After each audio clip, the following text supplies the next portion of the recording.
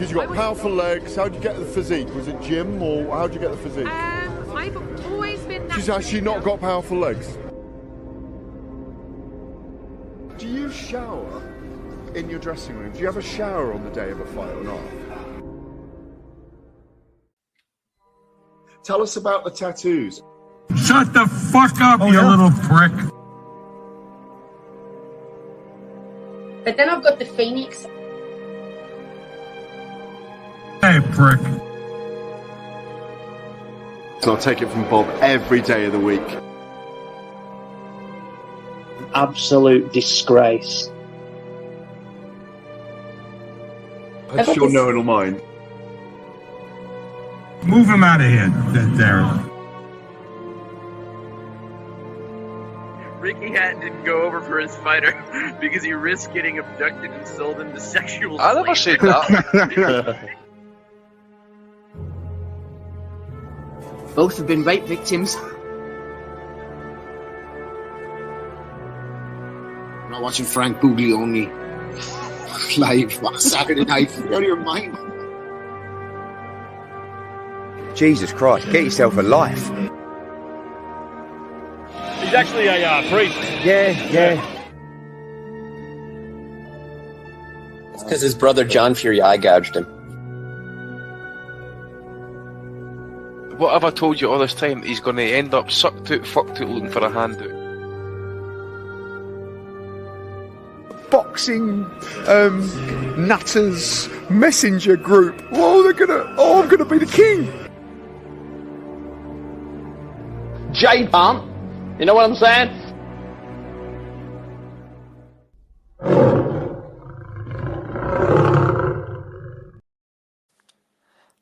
Welcome, everyone, to episode 522 of the Boxing Asylum Nuthouse, where you can find it. Well, you can find it everywhere. Apple, on your iTunes, on YouTube, on Spotify, etc., etc. Normally on Facebook. Seems to be a problem today.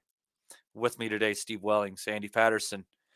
Andy, getting to watch a little bit of the action this yesterday. Steve, off being a respectable gentleman and a family man. I guess you have to do it once every quarter, right, Steve? So you're already done for the second quarter of the year, back to being a shitbag. Life comes is good. Naturally. Hey, amen. He told us he was away on a rambling holiday. That's just an excuse to give the love volley a bit of extended work, Steve? Not with 3 kids about, no chance. Just give them rap, no, mate. Just knock them out. The only knockout of the weekend. And all this fuckery afoot. There was a lot of fuckery afoot in Mexico from officials, from judges, from Jose Suleiman. But we'll start on Mauricio Suleiman, but his dad had previous for doing it as well, mate.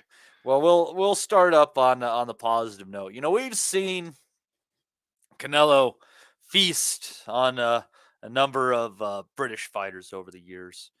And we've seen some of them get smoked early, some do well and get taken out somewhere in the middle, and some of them just running their way to safety and to hear that final bell.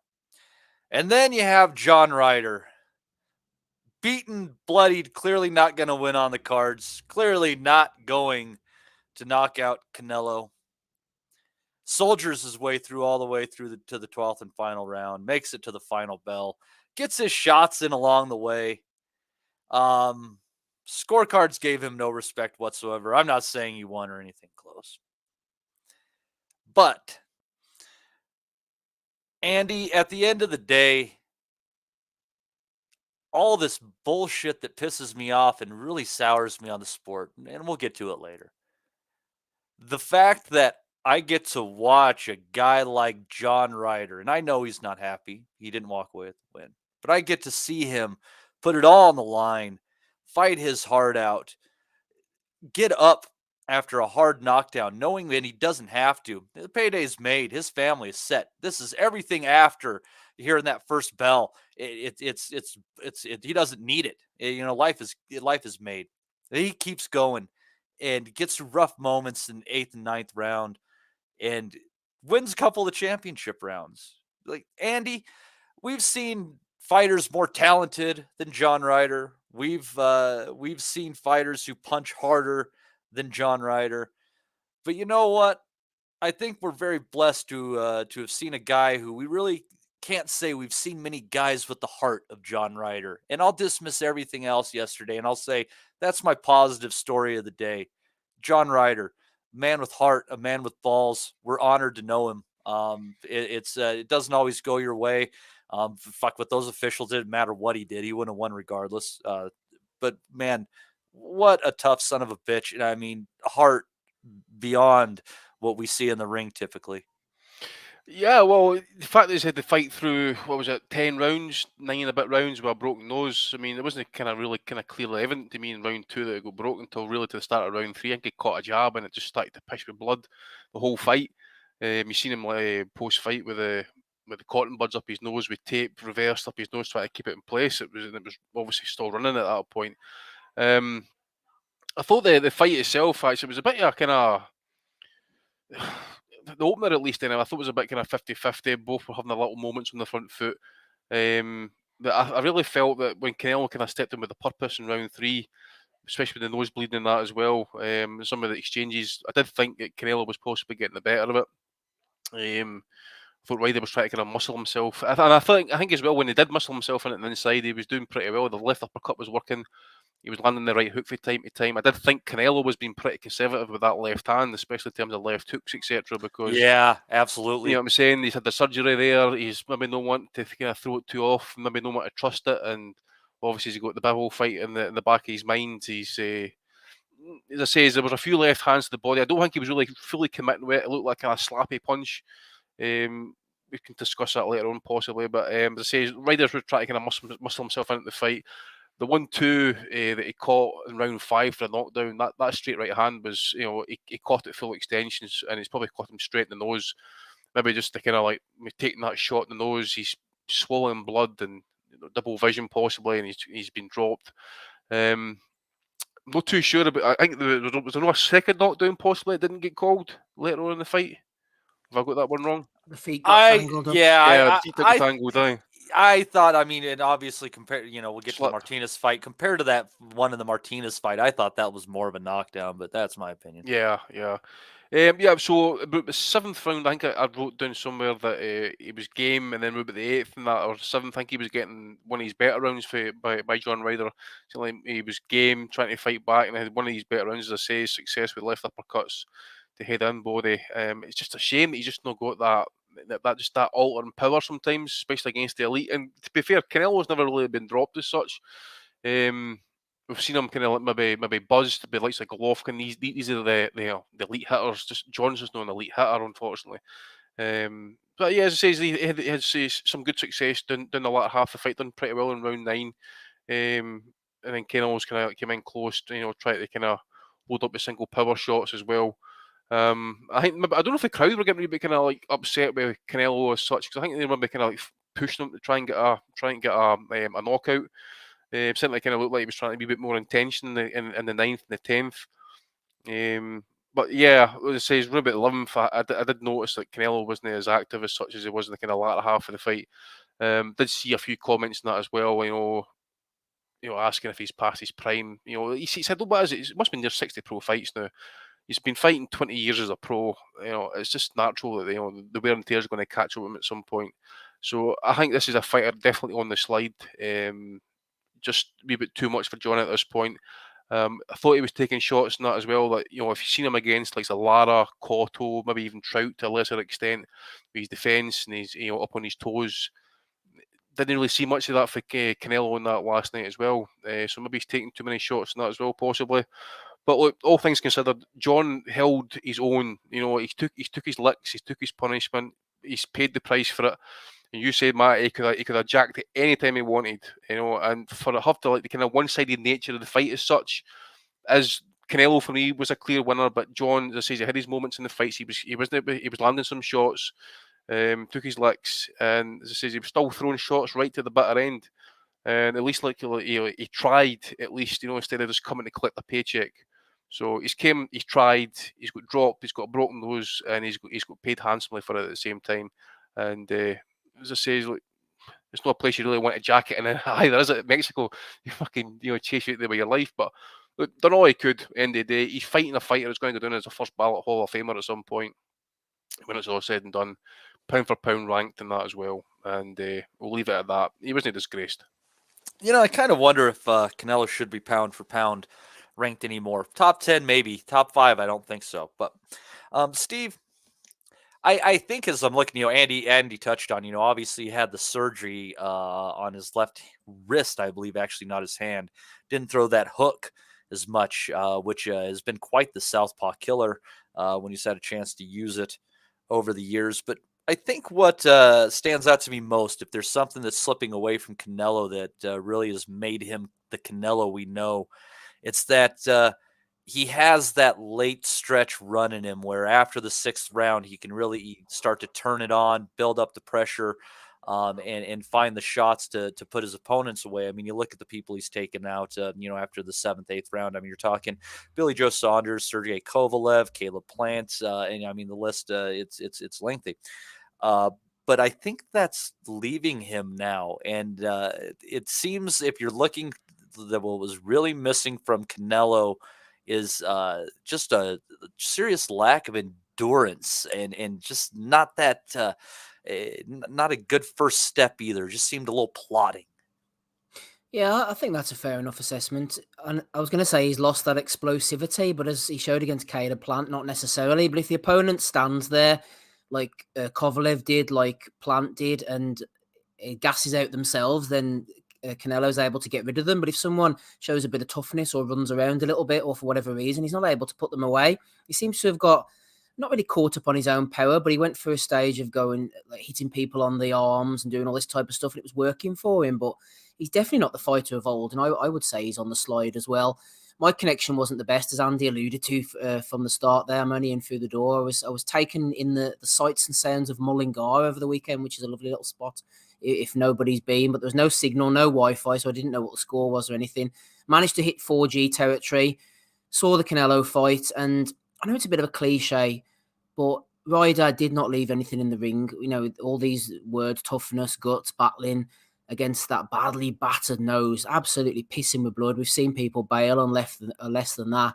5th round knockdown as well. Thought maybe he's going to go. Didn't. Got back up again. One of the lads in the chat was asking if Ryder's going to come on tonight, but I don't think he can barely string a few words together, unfortunately, the fella, because he absolutely took his licks. But it wasn't just about toughness, I don't think. I think he showed skill. I think he showed variety. The uppercut was working really nicely. He threw back almost immediately whenever Canelo landed a shot. They obviously had the strategy down. They saw what Canelo was going to do and they tried to counter it as best as they could. I think he rolled a few of the big shots as well off the shoulder. The right hands were getting in. But maybe you would have said 4 or 5 years ago, Canelo would have been able to put his foot on the gas and got rid of him. But these bigger guys are just kind of catching up on him. He's maybe not on the same roids as he was. That are giving him that extra boost or something. But no shame in the loss for John Ryder. He can come again. He's got himself a good payday, hopefully. He offered a lot more than a few of his British contemporaries as well, as Sonny D mentioned in the chat. But Canelo's definitely on the slide and he's become a bit of a one-trick pony. But he tried hard last night. Absolutely tried hard to get rid of Ryder. He did not coast, did not try to say points is going to be enough for me. He wanted to put on a show, and it was down to John Ryder that he wasn't able to get rid of him, nothing else. Canelo seemed, honestly, Andy, what I seem to notice is after that knockdown in the 5th, and he wasn't able to finish him subsequently thereafter, and Ryder stood in through some hard shots. It almost just seemed like at that point in time, Canelo just got frustrated. And he couldn't in that whether he might not have been too worried about losing the fight at that point in time, Andy, but I think somehow just getting up and being unwilling to lay down really got into Canelo's head, and I don't like the way that he handled it. Did you have any feeling on that? Not really, mate. To be fair, you could just say that he's just met a guy who's just wanting to kind of walk through the heat and then just take some more and try and land his own back. End of the day, I just think he's dealing with a legit guy who's like at 168. As he got hosed against Callum Smith. I should have that win there. As Steve mentioned, he's done far better than what any of his contemporaries did, like Rocky and Callum Smith did. I don't know if he was getting frustrated. I think he maybe got a wee bit desperate toward the end, a wee bit, when I think, as I mentioned, the crowd were a wee bit frustrated, maybe because they wanted to see a knockout. I think there was a bit of booing as well during the Spark fight with the first or second round, possibly. Which was stupid. That was a good fight. But it took a wee bit to kind of get started, I suppose, in that as well. But I just don't know if the fans were getting frustrated. Maybe it was just the pressure, really. But at the end of the day, the worst thing Canelo can do really is possibly look bad and maybe eke out like a disputed decision. That wasn't the case last night. He won most of the rounds. I wouldn't say it was a complete shutout. But at the same time, I thought he'd done as well as what he could. He's coming off surgery, as we mentioned. And he's mentioned in that as well. He's wanting to go up to 175, and no issues to fight Bivol. So I didn't really catch that, to be fair. I don't think there was much frustration. Maybe just a wee bit kind of exasperation, actually, that Ryder's taking all this punishment, swallowing the blood, and wanting to take it more and step in and try and fight back with him, possibly. But that's the name of the game. That is the name of the game. Another name is Ricky Graville, dropping in $4.99, dipping into that monthly cocaine budget. We appreciate you and your sacrifices, Ricky. I think it might be time, Steve, to address the 175-pound fleet-footed elephant in the room, known as Dimitri Bivol. Canelo, even though Bivol has said he wants the fight at 168 and is trying to stand firm on it, Canelo wants this damn Bivol fight, and he wants it at 175 pounds. I feel like his ego could be his real undoing at this point in time, because if I'm just looking at avenging a loss, I think I stand a lot better chance trying to boil Bivol down a little bit and see if he really will struggle making 168 pounds, even if that's what he's offering. I get the point. They're both chasing history. They want to be champions, multiple divisions, blah, blah, blah, and going one way or the other does it for the guy. But Canelo, Steve, he's nuts. If he's so insistent on this fight, take it at super middleweight, you fool. Yeah, I would be interested to see what he sees in this whole Bivol situation that he can exploit. Obviously, the first time round, he was expected to beat Bivol. They thought he was going to beat Bivol. That's why he was picked. They did not go into that Bivol fight thinking that he was going to lose. He was picked for a reason. And the judges did their damn best to try and give him that victory, even though he lost 10 rounds to 2. I'm not sure what he can do differently, but he obviously feels he can do something differently, which kind of leads me to a little bit of a point I was thinking about during the week as well. The whole DAZN deal regarding Canelo has been so much on his terms. It's ridiculous. I made it very clear at the beginning that I wanted him to go over to Showtime. I know I'm a bit of a PBC stooge. I'll admit that to anyone who labels that accusation at me. But I would have rather seen him going over fighting the likes of Charlo, who's absolutely disappeared off the radar. That's pointless now. Or maybe fighting Benavidez. You got even someone like Morel. But the whole DAZN thing, it's so comfortable. DAZN need a star absolutely desperately. So they're willing to pay through the nose for Canelo and just let him do what the hell he wants. Eddie just gets on his knees and absolutely just allows him to do everything that he wants to do, allow him to choose his opponents. He went in against John there, fair play. He done a great job. Golovkin was on the slide. They expected to beat Bivol. I can't blame him for fighting the likes of Saunders and Smith because it was part of the unification deal. Smashed Kovalev to bits, smashed Rocky Fielding to bits, yielded him. Would Showtime have allowed him to have fights like that? Would HBO have allowed him to get away with so many gimmies in between all these fights? The biggest chance he had was against Caleb Plant when he completely unified the whole division. It wasn't even on DAZN. He had to go over to Showtime to get that done. The biggest risk out of the lot of them. So I think that DAZN are just too, kids' gloves with him. They just allow him to do whatever he wants. HBO would not have put up with this. And I think there's a reason he's on the slide and he knows he is. But, sorry, Matty, circling back to your original point, I don't know why he wants to fight Bivol again. I really don't know what he sees. Maybe he sees the fact that even though he was completely dominated in the first fight, and in my eyes, he quietly quit in those last 4 rounds instead of going for it because he didn't want to get knocked out, hoping that the judges were going to give him the score, which they nearly did. And the next time he's hoping that he'll be able to just win a couple more rounds to feasibly win and get past Bivol and move on to somebody else. But my point is, DAZN just let him get away with blue murder, and I didn't want him to sign with DAZN for this very reason. Yeah, it's not going well. In the fight that we all really want to see, like you said, is the Benavidez fight, and I think that's specifically the Mexican fan base. And if they want someone to carry over that tradition, I mean, Canelo's not getting any younger, and he's looking a little bit older in his early 30s than a lot of the fighters that we've seen at his level in the past. So, from a business perspective, they need someone to hand this baton to. And Benavidez, I think, is the guy. And the thing about Benavidez too, Andy, and we'll sidetrack it just a little bit here, is no matter what his management has done with him, I feel like Benavidez, much like Canelo earlier in his career, more so, or even now, fighting Bivol is pretty incredible, but Benavidez isn't afraid to fight fucking anybody. He'll take on the challenges. And I think that's one of those things that we really expect from the high-level Mexican superstar who's carrying the torch for that brand at the end of the day. Is we want that guy who's going to fight everybody. Even De La Hoya as a Mexican-American fought everybody. Are you hopeful on a Canelo versus Benavidez fight happening? Even they're saying it's Canelo's not balking at it as much as he used to now. It's interesting. Again, how much has he got left with the DAZN deal? Was it one fight? I don't know what the deal was again. I think you're right. I think he's got one fight left, and I think Eddie wants it to be against Berlanga. He knows Berlanga's basically fucking worthless, except one fight against a Mexican where they can, ring the bells and get that rivalry once. But because I honestly think that Eddie thinks that they can make money off that fight. So.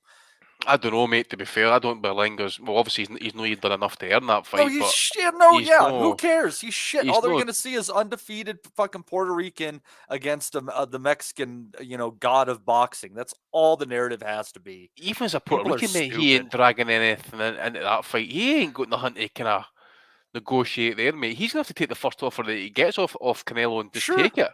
Yeah. Yeah, fucker bites people. No chance, mate. You're fighting him. You're wanting like a wee bit of generational welfare, at least. I mean, John Ryder allegedly, I'm just saying allegedly here because this was just reported online, but it was $2.5 million he made there for that fight last night, allegedly. So Berlanga would be wanting similar, I would imagine, kind of some of these guys. What was the question, really? Sorry, Benavidez.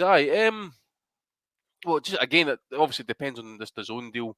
I think there's a wee bit of bulk for Canelo in that fight, to be fair. He's he's been talking about retirement possibly. He was wanting to go, try and qualify for the golf. Was it the PGA? I think it was. Was it the US Open possibly? And the Bivol fight, you just don't know, mate. That Bivol fight, obviously, move up to 175. It safeguards his 6 to 8 titles.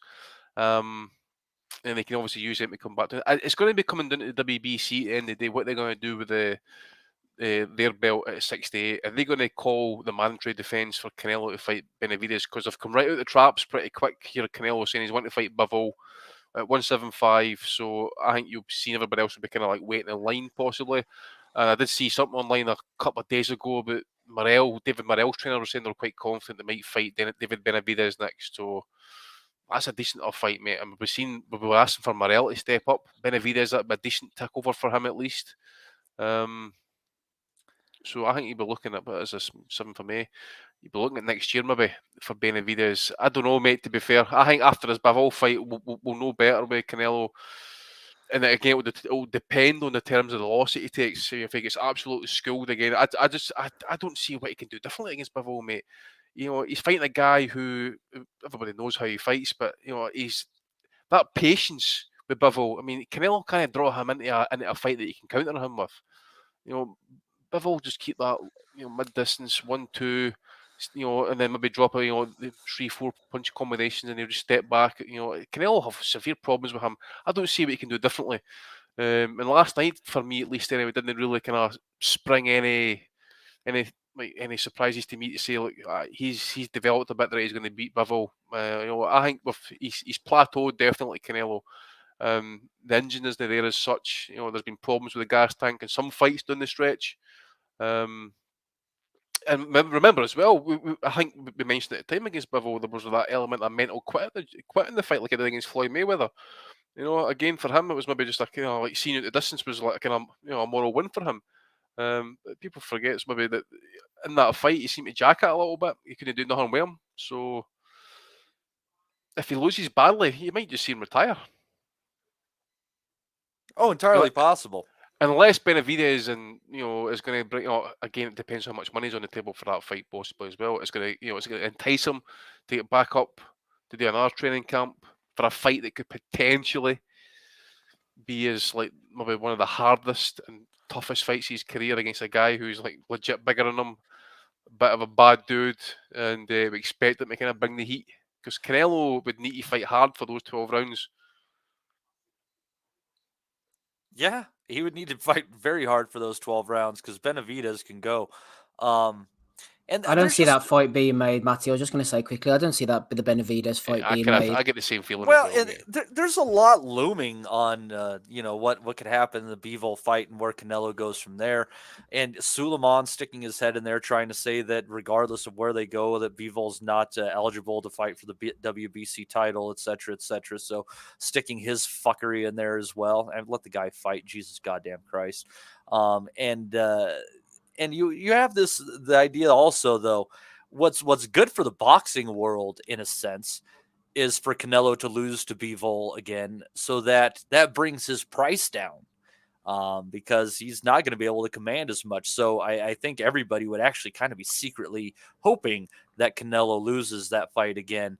But Steve, what you said that was, it kind of made me think, though. You said, I don't know what Canelo could do different. If he gets that same favoritism that he got with the judges last time, all he has to do is something slightly different, and he could eke that fight. Not in our eyes, but in the eyes of the judges. Yeah, no, I laboured to try and make that exact point at the end of my little rant there. You're absolutely right. He'll probably think, well, if I got dominated as badly as I did, and it was only 115, 113 in the hands of these corrupt judges, then I only have to do things a little bit differently, throw a few more of these shoe shine shots towards the end and win an extra couple of rounds, or even be more competitive in an extra couple of rounds. And before you know it, I've turned the tables and got the win. One of the guys in the chat's mentioning Munguia there, but I think they're talking about him fighting Derevinchenko, somebody said, which is ridiculous. That's signed. Yeah. I know one of the other lads was pulling me up, and he's quite right about things like Yildirim being the WBC mandatory. I don't know. I agree with all that. Well, no, sorry. Yildirim was the WBC mandatory. That's why Canelo ended up fighting him. But when I just think for some reason the likes of HBO, they would say, I don't give a fuck whether Yildirim's the HBO, the WBC mandatory. Get rid of him. You ain't fighting him on our platform. That's the impression I get. Whereas DAZN, it's like, oh yeah, no problem. Yeah, we're going to do this, we're going to do that. What do you want, Canelo? He should have fought Andrade. No, Andrade's an absolute joke and everything. But Canelo said, no, I'm not fighting him, even though he was on the same platform. They didn't say, no, you've got to fight so-and-so. He's one of our stars. We're building him up. No, I'm not fighting him. Okay, fair enough, Canelo. You didn't have to fight Andrade. I'm not saying I necessarily want to see that fight, but he just said no. He's not going to do it. Well, if DAZN had any bollocks, they'd say, we've had Andrade headlining for millions of dollars 4 or 5 times, get absolutely no marks here. We want you to fight him.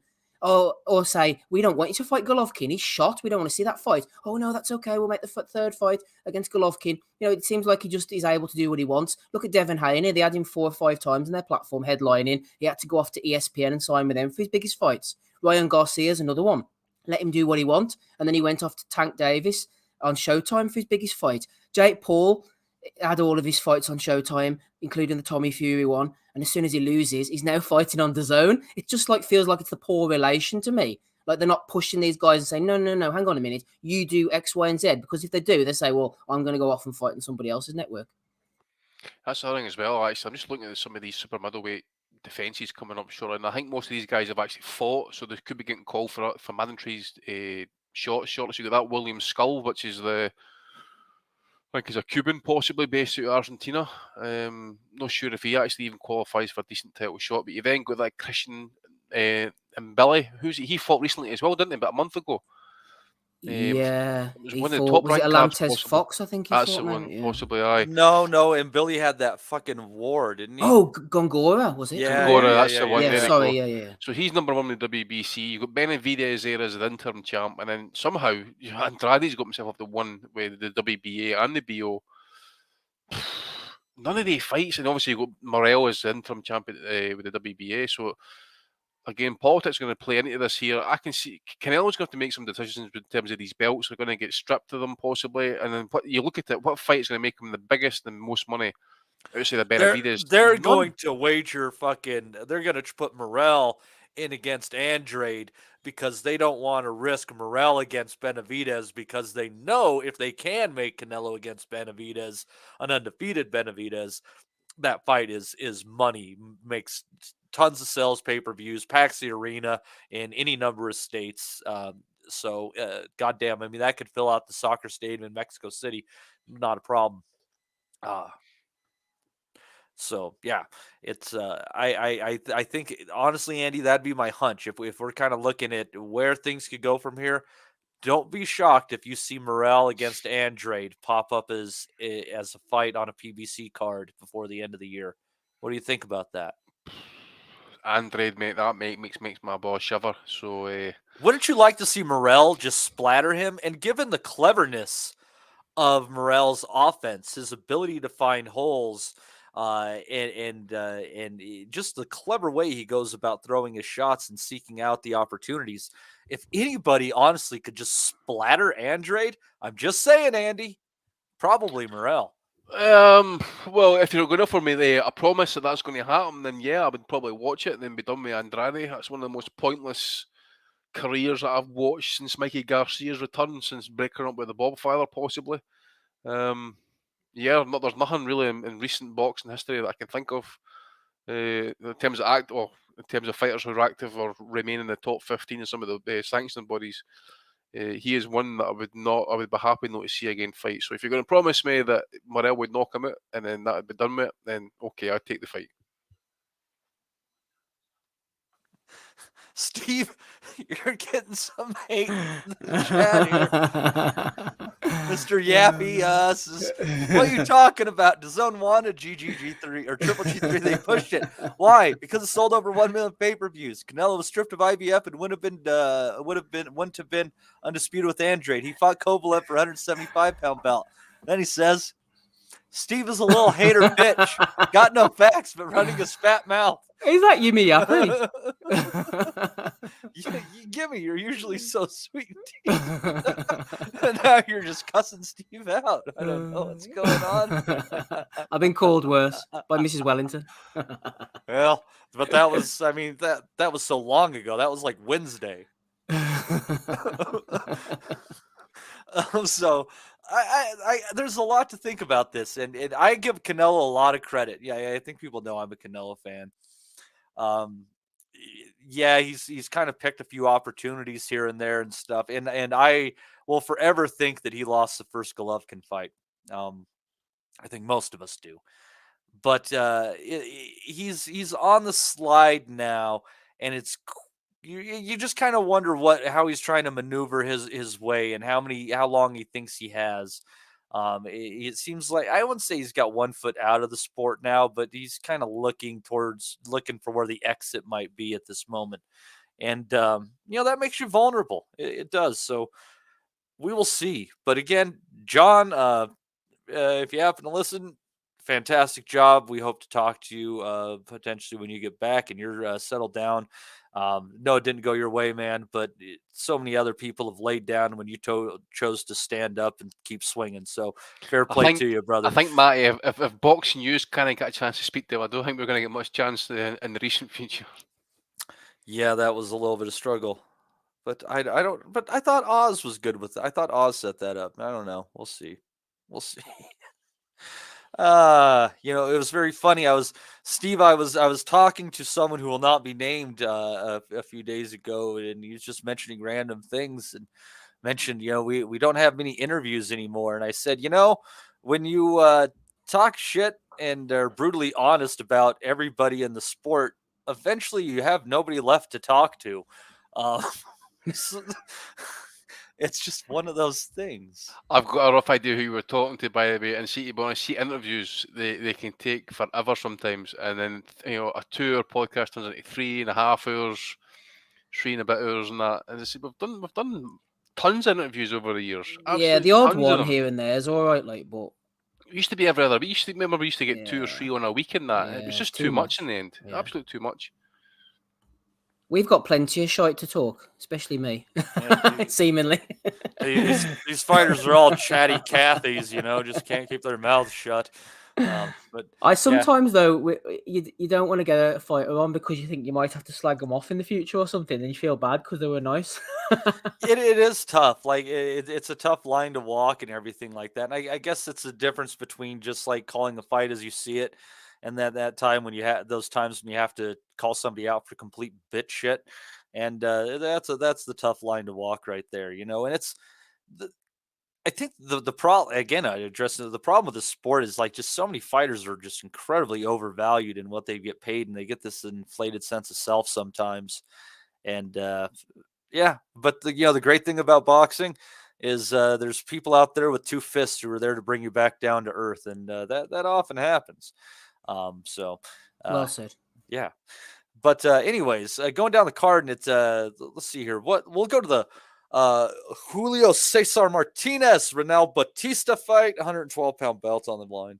Over under on this fight, interestingly enough, Andy, was 3.5 rounds. So Batista beat expectations, getting decked and beaten, eventually succumbing in the 11th round, I believe it was, but gave a good of account of himself. Won some of the middle rounds in there, Andy, and but just generally got overwhelmed by Martinez. But when we're leaning our way towards the Sonny Edwards, Julio Cesar Martinez fight, obviously, and I don't know. It's an interesting fight, but go ahead, give us your thoughts on the fight last night and how you see a Sonny Edwards fight playing out. We might disagree. Well, you taking Martinez to beat Edwards, like? Continue. You talk, and then we'll get into it. Right, okay, well, again, Martinez is what he is. He's a flat-footed slugger. He's just one of the fighters. He'll take punches and then he'll bang his gloves together as like there's some sort of kind of defiance, and then he'll go. Yeah, that gets stupid after a while, doesn't it? And then he said, "Dude, we saw what happened. You just took punches there, So and then he rips in and he'll wing some wild shots, that type of thing. But I thought at times Batista done pretty decent. He pressed action at times. Just didn't really kind of have the dig possibly in that as well. And he was obviously Martinez does that bit of switch hitting from time to time. So and they kind of like say it puts Batista off a wee bit and that. But he was getting his own hard shots off as well at the same time. But it's just the sheer aggression and just him being the harder puncher, I think, just kind of obviously got the better of Martinez. As for the knockdown, I got a bit of issue with this actually. Now, obviously, the knockdown in the end was correctly called. Okay, my issue is this: if you're going to use the technology, then it needs to be the commission. No fucking dipshit Mauricio Suleiman who does what his dad did with the Terry Norris fight against Luis Santana all the years ago, trying to make up rules on the spot. It's no for him to decide. Who flips the score on the scorecards and use the replays and VAR monitors as we'll probably call them. He did that before, didn't he, Andy? Was it a Charlie Edwards fight against Martinez? Didn't he do it there and then on the spot when it was Martinez fighting Charlie Edwards, was it? And he hit him when he was down. And then he made the decision. You remember the crowd were chanting, and then he made the decision there and then in the ring. Was it a Joshua undercard? I could be getting this completely wrong. Yumi or maybe keep me right. I could be getting this completely wrong. But I'm sure Suleiman was in the middle in the ring and he changed the decision or something, or maybe someone in the chat. You shut your fat mouth, mate, and get your fat. The good news is it was not Yimmy Yappy. It was just somebody called Yimmy, thankfully. He's ruining the good name of the Fox finger there. Must be sure he was not Yimmy Yappy. Let him rant on. Anyone can get it, myself included. All good. My main issue is this: why is he getting involved? That's not a WBC, decision or issue to get involved in. That is down to the local commissions to get that sorted out. Providing that they're having, I don't know if it was even declared that video replay was actually in effect. Which is look, we've said it before. If a technology is there, then fucking use it to the best of its ability. But to have the title that's on the line's president, they get up and they go out at the VAR monitor and then come over to I don't know if it's the main commissioner who's a tally of the scorecards. You can literally see them just before the start of the 8th or the 9th round, I think it was. Tell them they kind of flip the scores and all that type of shit. And that's not your job. It's like the Hat Man and the Can Peterson fight over again. I just thought that was well dodgy. It's not, as I say, it's not up to him. As for the stoppage, Batista wasn't complaining. He wasn't complaining, but it could have went a fraction longer, possibly. It just looked like he took the shot. He was kind of hunched over slightly a wee bit, and then obviously the referee stepped in once it was like 1 or 2 punches landed. I thought he gave a decent account of himself. He's just not got the power. He done his best at the end of the day, but he just couldn't deal with the hyper aggressiveness and the power of Martinez, which sets up obviously the Sonny Edwards unification, which, by the way, I think Sonny schools him. I think he takes him to fucking primary school, high school, college, university in 12 rounds. I think that's how it's going to go. You'll see him trying to get aggressive with Sonny, who'll probably just, he'll tie him up. It will be a rough fight for him as well. I wouldn't be surprised to see Sonny maybe get cut on the inside possibly, but he'll keep it jabbing, he'll keep the legs moving. He'll frustrate Martinez, who is, as I say, he's flat-footed. All he does is he springs into punching range basically. If Sonny can time him coming in with a jab, spin off, come in with a right hook or something, sorry, with a left hook or maybe a right hand somewhere as he steps to the side. I think he beats him easy. I say easy. I say by saying that, I think he beats him wide on the cards. I think it will be a rough-ish fight for him. Definitely a distance fight for him as well. I don't think he's got the power to knock him out. But definitely, I see him running rings round about him, to be fair. Again, providing that he's not gassed at the weight. I think Sonny's been looking kind of not so much dead at the weight, but he looks very, very thin making that weight. So providing that no an issue, going forward, I expect him to win and win well. Well, I do think that it'll be not necessarily a huge struggle making the weight, but I don't think it's easy for him. And Martinez, can be relentless, and in his rougher fights, it's been, typically the power of somebody that's been able to kind of keep him honest. Yeah, people box him at times and stuff like that, but I just see him catching up over time to Edwards late and eventually getting the right shots in on him. And he'll probably be one of those fights where, Edwards is up 8 rounds to 2 at the time of the stoppage kind of thing. But I think it's probably going to be a late win for Julio Cesar Martinez, even though I'm not too high on him. The fight I really want to see is Bam against Martinez personally. Steve, did you catch a couple of highlights of this, you say, sir? Yeah, I saw bits and pieces. I thought Batista was doing okay, but as Andy said, he hadn't really got the power to keep him off him. And whenever Martinez started going to the body, that was when Batista, his gas tank was starting to wear down a little bit, and he was getting caught on the ropes more often than not, and the crowd were getting behind Martinez, and he managed to get him out of there. Yeah, the referee jumped in, and he didn't seem to complain, so I think it was just about right.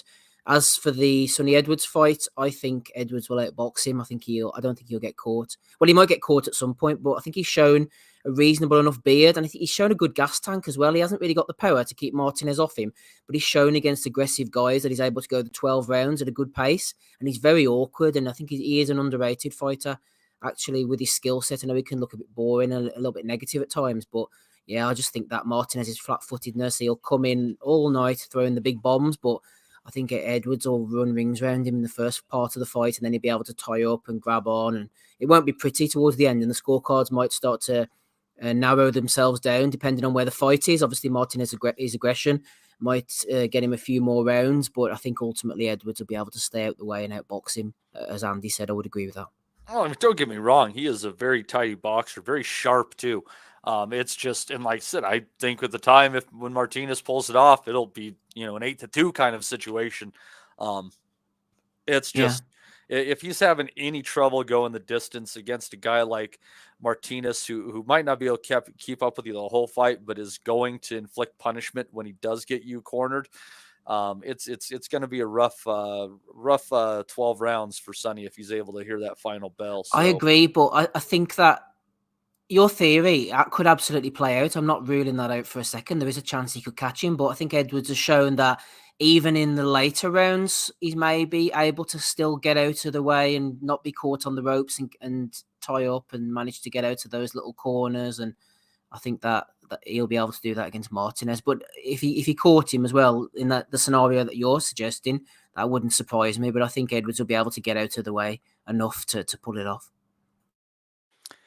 The good news is we should be able to actually find out how this fight plays out at this point in time. We'll take a short detour here on that because we're just we kind of saw what we saw. Steve running around, Andy picking up what he could, but Hecky Butler in and around those weights as well. But he had a tune-up that he was victorious in over the weekend, and now he is the set to fight Kenshiro Taraji in the next couple of months. What are your thoughts on that fight happening and Butler's chances against the fast-rising Taraji? That to me, mate. Yes, sir. I seen the result. I've not seen any links in that for the actual fight itself. So I'm not really going. I kind of like in a comment. To be fair, Butler's just one of the fighters, mate. He seems to kind of keep going, but Kenshiro, he's come back strong in the last couple of fights and that as well. I think the Taraji probably would get to him late. To be fair, probably badly knock him out, body shot type of thing in that. When's that fight? Did you say it was getting made for, mate, or when's it being ordered for? It's supposed to be happening over the summer. I can't remember the exact date on it because this was just a little tune-up fight for Butler. Apparently, he had already secured it. I think the guy he was fighting was at 6-3-1, so obviously there's no great. He knocked out a pile of times as well, hadn't he? This Tiger so, was set up to get knocked out. Yeah, no great shakes to be fair, but he's been on the road before. Butler, I think he's won his titles on the road. He's defending them on the road and that, so he is tough. He is a rugged warrior, and they will have a go. That's the thing. But again, he does look like one of the kind of very very. Again, it's a lower weight class, but he's a very very thin guy. Actually looks quite frail. Again, I just don't know if at this point in his career, that again comes into ambition. How much is he willing to take? Is he making the weight okay in that? Because I think Taraji at this point is probably at his peak. So we'll just need to wait and see. But I strongly suspect Kenshiro will probably deal with him late, stop him late possibly. Yeah, I feel like Taraji is, I pause before I say I think he's a special fighter, but I'm thinking his level is somewhere kind of around like a Takashi Miura, if I'm to relate it to a Japanese fighter, Andy. I think he's just a bit more polished than Miura. Miura basically had that left hand and nothing else, and Taraji has a wider variety. But I kind of feel like that might be his trajectory, maybe a little better.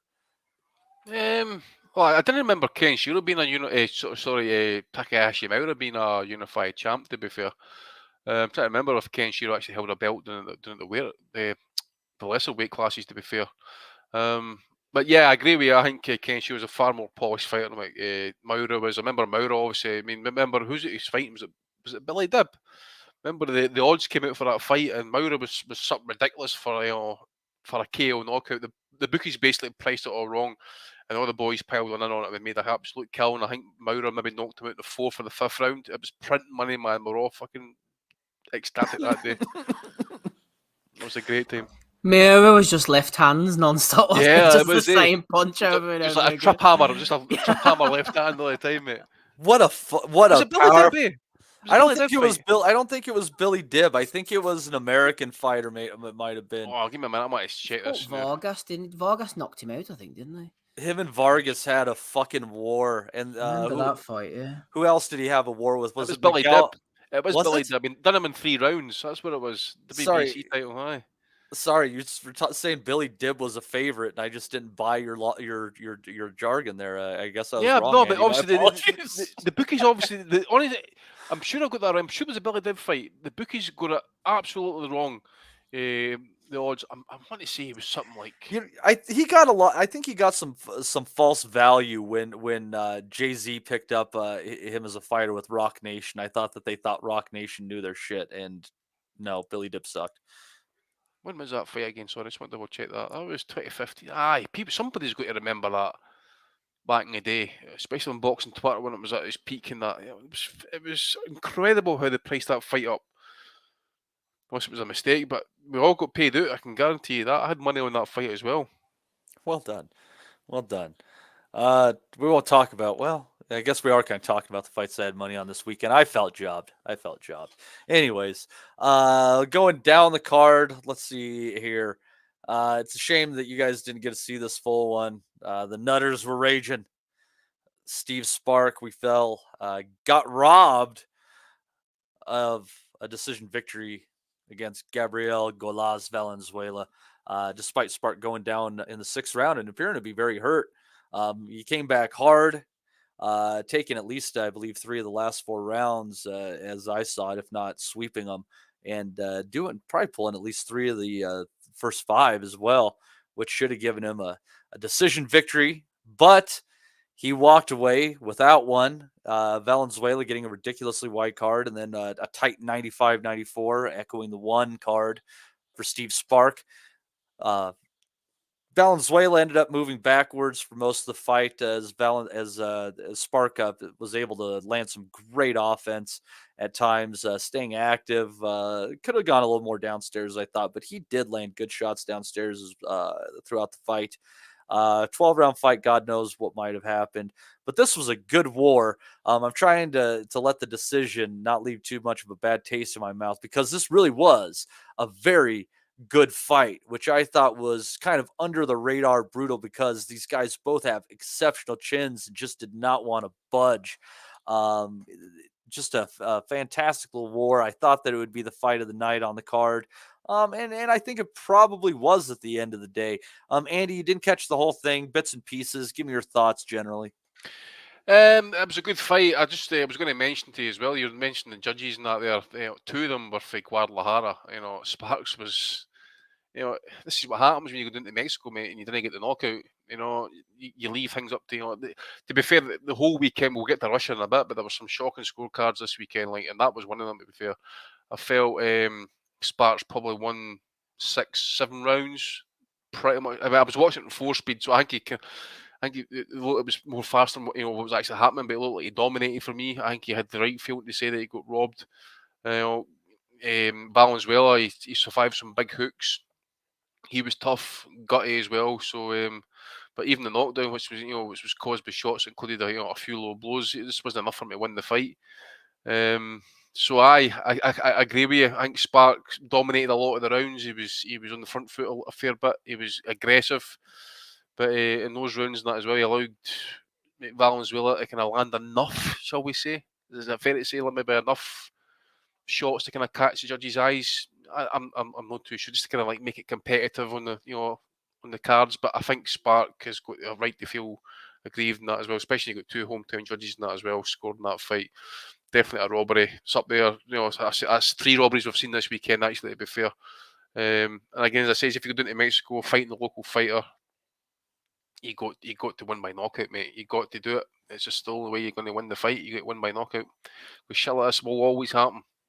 Well, and I'm kind of holding out on a few general statements about the judging and the referee, but I think we've kind of come to the bottom of the hole here in this fight. Now, I noticed the referee warning Spark definitely excessively. If you watch that fight in regular speed, Andy, what I think you might find when you watch it is that when Spark did go down, that count the ref gave was awfully fast. You said it was too quick, mate. I will go back and watch it. As I said, I did watch it in 4 speed, so I wasn't really kind of catching all the kind of finer points. That, to be fair, I was struggling to kind of try and catch a whole card. I haven't seen Gavozdik yet, but I will catch that one as well. I heard he was just basically throwing the power shots. That's what's coming good in the end for him. But I will definitely catch it up again. Yeah, it was really shaky on that, and then you had the bad judging in that fight as well. Then you also you go up to the Julio Cesar Martinez fight. The call of the knockdown before it was a trip. Then it was told Mauricio Suleiman went ahead and straightened that out. God knows what those scorecards could have been in that one. Just kind of curious. Could be the man to save boxing, Matty. Could be the man to save boxing. Yeah. All these dodgy scorecards of Mauricio Suleiman would be doing that for every fight, actually. He's personally a tenants that he sees something shady going on in the ring, it doesn't get called properly. I'm on Uncle Mo run the table saying, get that fucking sorted, boys. And he's doing a great job of regulating, isn't he? This was just an altogether. You look at it, it's just an altogether pretty crooked card. at the end of the day. I don't really believe that any of the fighters who weren't favored were given much of a fair shake whatsoever by the judges, by the refs. How do you feel overall, Matty, that Canelo's return to Mexico went? I mean, it was supposed to be a bit of a showcase. He didn't get the knockout. He obviously won. No matter what they say, he wanted to knock Ryder out. He didn't want to leave it like that. I thought the crowd, in the most part, were quite patient with him, and they seemed to be supporting him quite well. He hadn't been there for 10 years since he fought Cintron. How do you think it went overall? I thought the display was kind of all right. You know, the theatrics of the whole thing. The fireworks when Canelo was going to the ring and shit were fucking awesome. And it just stuff like that was cool. But I think it underwhelmed. I think it's just one of those things. It was generally underwhelming for Canelo and what he did in the ring, especially considering how hard he dropped Ryder in the 5th round. Very underwhelming, and you could feel it from the fans. You know, not like Oscar running away from Trinidad, yeah. But but still, they were underwhelmed. And then, Julio Cesar Martinez, I think he turned it on enough, and yeah, there was some weird, the ref wasn't exactly right in that fight either. But anyways, so, you set that aside, but then, the Spark fight, so as a whole, it was underwhelming. And then with Suleiman getting involved in the cards, and it was just, I think last night was like everything that is wrong with boxing, Steve, was kind of on display in its own way. You have just these overpriced, overmatched events, and the ones that are matched correctly and did deliver. As I told you last week, I thought Spark versus Valenzuela was going to be the fight of the night, and I think on a pure action standpoint, it delivered. But that was, that wasn't on the up and up, and so it's just the whole thing. When we think about everything that's wrong, it was right there. And I think we've discussed it before. It often happens when boxing is on the biggest stage, and it's getting to a breaking point. I'm even getting to a point where I'm just kind of shrugging my shoulders and just kind of irritated at it. If it wasn't for, seeing the heart of people like John Ryder and stuff like that, I would find it tremendously easy to walk away from the sport of boxing and being a big fan. I'd save, between, $40 and $100 a month if there's a pay-per-view or not. If I can, I'd go do other things, whatever, play a little bit more golf or something. Fuck.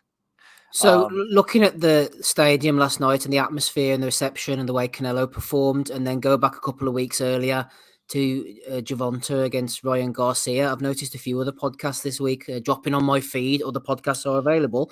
Have asked the question about the face of boxing and Canelo being the undisputed superstar of boxing, bringing all the names in, the numbers, etc. for so long. Is that slippage now? Is it under threat? Is Gervonta maybe not superseded him? Obviously, one swallow doesn't make a summer. He's beaten Ryan Garcia, though. Is there a changing of the guard here, changing of the demographic? Steve, I have to say that I think that boxing not only has different kind of superstars country to country, even though they might be shared here and there, but I think that there are separate superstars within different groups of people and stuff like that. Like, I think there's a Mexican superstar of the time. I think that there is a favored a black superstar at the time. I think you guys have your superstar at the time. And of course, the other people around the world have people that they favor. Like Anthony Mundine was huge in Australia. They loved him for whatever goddamn reason, right? Yeah. So I like to look at it more like that. It's not, I think that I like looking at more at the turnover of Benavidez potentially as the face of Mexican boxing, which I think is clear, even though Canelo might be the pay-per-view king based on, raw numbers and stuff like that. But I think if you look on the other side of boxing, Deontay Wilder is still hugely known, and he has popped up in little pop culture-y things more often than Tank Davis has. A lot of people still, sorry to interrupt you, Matty, still go by the Wilder Fury fix kind of narrative, and very much behind Wilder still, as you mentioned. Yeah, he has some absolutely rabid fans that cross over into people that don't watch boxing.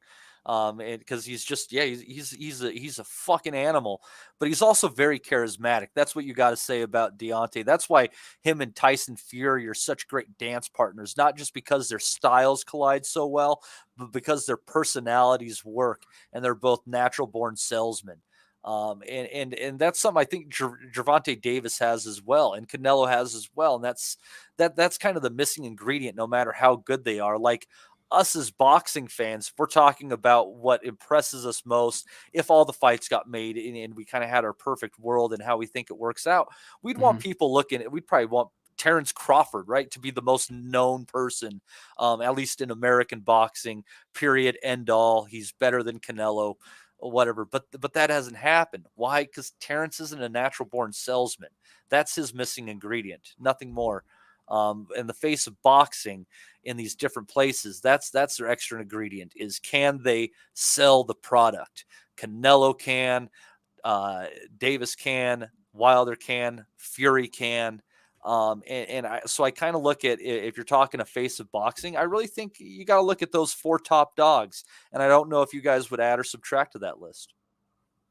I think that's fair. I thought it was an interesting point you made there, Matty, about it doesn't have to be necessarily one, but regarding different nationalities and demographics, there's guys that move the needle more than others. But that transcendent superstar is maybe, I don't know, maybe on the change. Who knows? Yeah, as Des says there in the chat, Des Watson, Davis doesn't have the resume yet. Maybe not, but the people they're trying to put him in front of, and the TV stations and the knockouts and the money that's being bought in would suggest that he's very much on the way up, no matter who he's fighting. Well, and he brings the knockouts, and that's what he has. And I was thinking about it, and I don't know why I didn't talk about it last week. But I mean, we got a little bit of time, Phil, since we all didn't see stuff. Such busy lives, that shows you maybe about Canelo's stock dropping. You didn't look at your wife and tell her, fuck off, it's Canelo fight weekend, Busy lives and angry wives. yeah. But I really think as I'm kind of looking at it, it's not a pristine 100% record, but just the way that he lands his shots and he's at times gives 0 fucks about the first 6 rounds in a fight. I think pound for pound, Gervonta Davis is right behind Deontay Wilder in the sport for best puncher. I really do. It's and that's the selling point there. And Tank's going to have to stay out of trouble. That judgment came in while we're on this subject. Steve, he's getting a deferred sentence. He's got to go under probation in the city of Baltimore. I don't know what his travel restrictions might be, if he's going to have a string of fights in the greater Baltimore area coming up. But he does have that thing, and there is that American obsession with that badass black street guy. That was part of the allure of Tyson as well. And so Gervonta has a lot going for him. And obviously I think he's getting that hardcore hip hop crowd behind him and shit like that. But he's like Wilder, he brings that knockout to it. And I think if there was that was the greatness about Floyd Mayweather over the later part of his career, Steve, and his salesmanship abilities, is he sold this all with us pretty much knowing the knockout is not in the cards, really hardly ever in the later stages of his career. Well, what Floyd Mayweather did, and I'm wondering if you guys think you can see anyone that play this role, and I don't know if anyone's playing this spot in the sport right now, but Floyd Mayweather made money because people paid money to watch him lose. Everybody wanted to see him lose. Like half the buys of his pay-per-views for people that wanted to see Floyd Mayweather lose. Well, I can tell you one thing: if Ben Whittaker keeps up his persona that he's doing at the minute, mate, he'll be the one that will be getting the people paying to see him get knocked out, because that was absolutely pointless that last night. But I digress. Sorry. He picked up a 3rd round stoppage last night. I was moving through the cards, so we can get to it in a wee bit, but it was just a disgraceful situation. No, Andy makes a good point there about Mayweather, though. But the problem was with Mayweather, he was so unique, but he left a lot of quite damaging legacies. I thought a lot of people paid to see him lose, so people came after him, boxers saying, "Oh, great, I'll replicate Floyd. I'll be an absolute arsehole, and I'll do the same as him." Yeah, AB, for example. Other guys came along and said, "Oh, I'll emulate Floyd and I'll do this, that, and that, and I'll be out in the club." What they didn't realise was Floyd was out running the roads at 4 o'clock in the morning when you didn't see him out in the club. other people came along and said, "Oh, Floyd was 49-0. That's what my shtick's going to be. I'm going to go out there and never fight anybody and have this big, massive record. And the O is the most important thing." So as much as they work for Floyd, I think he left a damaging legacy in the minds of a lot of fighters afterwards, which we're only kind of recovering from now. Well, yeah, that was the thing is like Floyd was at the clubs, but he wasn't drinking, and then they'd leave the clubs and he'd go jogging. Like a very unique individual in the way that he approached life and sport. Very uncommon. He had almost like that old school thing, where they were at the clubs with Frank Sinatra and shit like that kind of stuff. Except he would forego the drinking part of it. He picked up lessons that you wouldn't think people would pick up. And I kind of respect his knowledge of the game more and more as I piece stuff like this together. That's why I like these discussions. It opens up these pathways in my brain that THC has killed over the years. Yeah. Frank Sinatra killed boxing. Well said, Matter. There we go. But anyways, I just wonder, is there anyone who can fill that role where people would pay money because they want to see them lose? Speak of the devil, would people pay money to watch Rob Kelly lose? That's the question of the day. Waste of money, wouldn't it? I tell you, Rob. Rob, what did you catch yesterday? We still are kind of just hovering around the Canelo card. What did you catch from that one, my friend? Really, just the main event. I hate all of you so much. I hope you know that. I was on a fucking 5 o'clock in the morning, man. Like, give me a break. We had to get up for the fucking main event, or whatever time it was. So I lasted till about 2. I was watching, then I kind of fell asleep. I set my alarm, but I watched a bit of Ben Whittaker on the Sky card, which is a bit embarrassing. Yeah, I don't think this guy's going to win any fucking fans over early stages in his career, dancing around against fucking road sweepers like that. Like, you know what I mean? Like, there's, I don't know. Anyway, probably, I'm kind of indifferent to it until he fights someone that, that way. Like, I'll wait and give a proper judgment on him when he's in against a proper opponent. But like, that's all. Like, I remember, like, that was all the Josh Kelly shit, wasn't it? Like, he used to hit fellas triple left hooks and that, like, when I was way up, and then we were all like, wait till he fights someone real loud. Obviously, Whittaker has a outstanding amateur pedigree, so you'd expect that he would be able to go up the gears in the pros, and under good shooting as well with Sugar Hill. But I don't know. It's just a bit pointless. It's a bit over the top, a bit wacky, bit fucking TikToky from my taste. But we wait and see how he progresses. In terms of the main fight, like in Ryder and Canelo, I thought John showed fucking massive cojones to make it through the 12 rounds, especially after suffering the nose break so early. Could have took a Ryan Garcia at any stage, and he was getting a bit of a shell, and I don't think anybody would have objected to it, especially with the injuries that he was sustaining and a couple of knockdowns. But he had the balls to say, fuck it, like, if you're gonna beat me, you're gonna have to fucking stop me, and if you can't stop me, I'm gonna be right here throwing punches until the last bell. And once he got out of the second half of the fight and Canelo started to slow down a little bit after the 7th, I thought Ryder actually, like, the only thing stopping him from maybe on a level playing field where the nose doesn't get broken. Obviously fucking Canelo does the damage to break his nose, so you can't say that, but I think if Ryder had a little bit more pop, he might have been a bit more of a threat to Canelo in the fight. But Canelo seemed to respect him, seemed to enjoy the contest. He definitely left some facial damage on Canelo as well. I think he probably did better than the scorecards in Guadalajara suggested, but that was always going to be the way, wasn't it? Like, he was going to need to knock him out to win. But I think out of the British guys that have fought Saunders, John probably acquitted himself the best.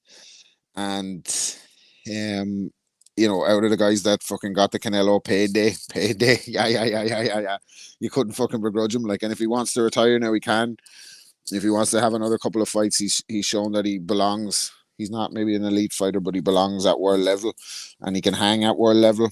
And it'd be nice for John Ryder at some stage to get some kind of a trinket to mark his career, because he's been a terrific pro. But if he doesn't have another fight, he's probably set for life now, and that's one of the great things about Canelo. Canelo next for me should fight Benavidez, but I'd say the writing's on the wall there for Canelo, maybe the younger, fresher, hungrier guy. I don't know why they're making all this noise about Bivol coming to see Bivol at 75 again. I think if he fights Bivol 100 times at 75, he's not going to beat him. So I think all the talk of Canelo's next opponents are going to be ABB, anybody but Benavidez. And fuck it, he's been the face of the sport. Maybe it's time to pass the torch now. But yeah, happy for Ryder. Overall feeling about the card is happy for John Ryder that he got paid and he didn't get stopped. Yeah, you feel like, maybe not 100 out of 100, the odd random thing going on, maybe 95 out of 100. Canelo probably loses to Bivol at 175. But Rob, don't you feel like that comes down to, I don't know, maybe, he wins a third of them at 168? Like, his calculus seems fully off to me.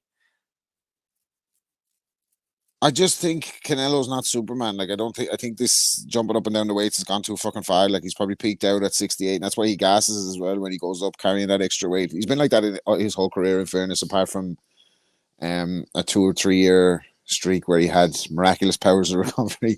But I don't think he's big enough to beat Bivol. And I think on top of that, Bivol has probably attributes to show he's as good, if not better, fighter than Canelo anyway. So I don't know if at 68 or 75, I just don't see him beating Bivol. But I think he'd rather lose to Bivol again at 75 than lose to Benavidez, if that makes sense.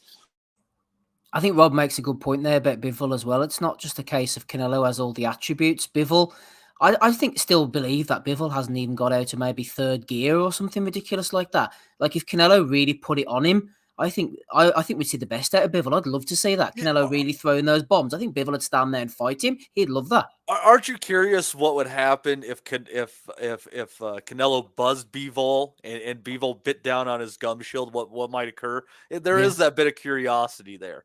Because for all of his boxing and his magnificent ability to judge the range and the timing and his engine and all that, I genuinely think he's a hard bastard. And he's not going to quit. If you go at him and try to hit him hard, that's why I'd love to see the Beterbiev fight. I think he would stand there and fight you. Yeah, and I'd like to see that happen. I do have that curiosity that he's really never left second or third gear when we've seen him. And his knockout record would say he's either a non-puncher or he's just not pulling the trigger very hard. So I don't know. But what I do know is yesterday, and I had to come back, rewind, and kind of start from the beginning, the card on your all side of the pond. And apparently I missed some stuff that doesn't matter. So I'm glad that I was out playing putt-putt and riding go-karts around like a fucking idiot. Buatsi, a boring decision, apparently. Everybody thinking he was going to just whip up on Paul Stepien and take him out of there. But that wasn't the case, Andy. Apparently 12 rounds of bullshit. Yeah, mate, I ended up kind of like switching it off after, I think it was after about 6 rounds. It was actually a 10-round fight or something.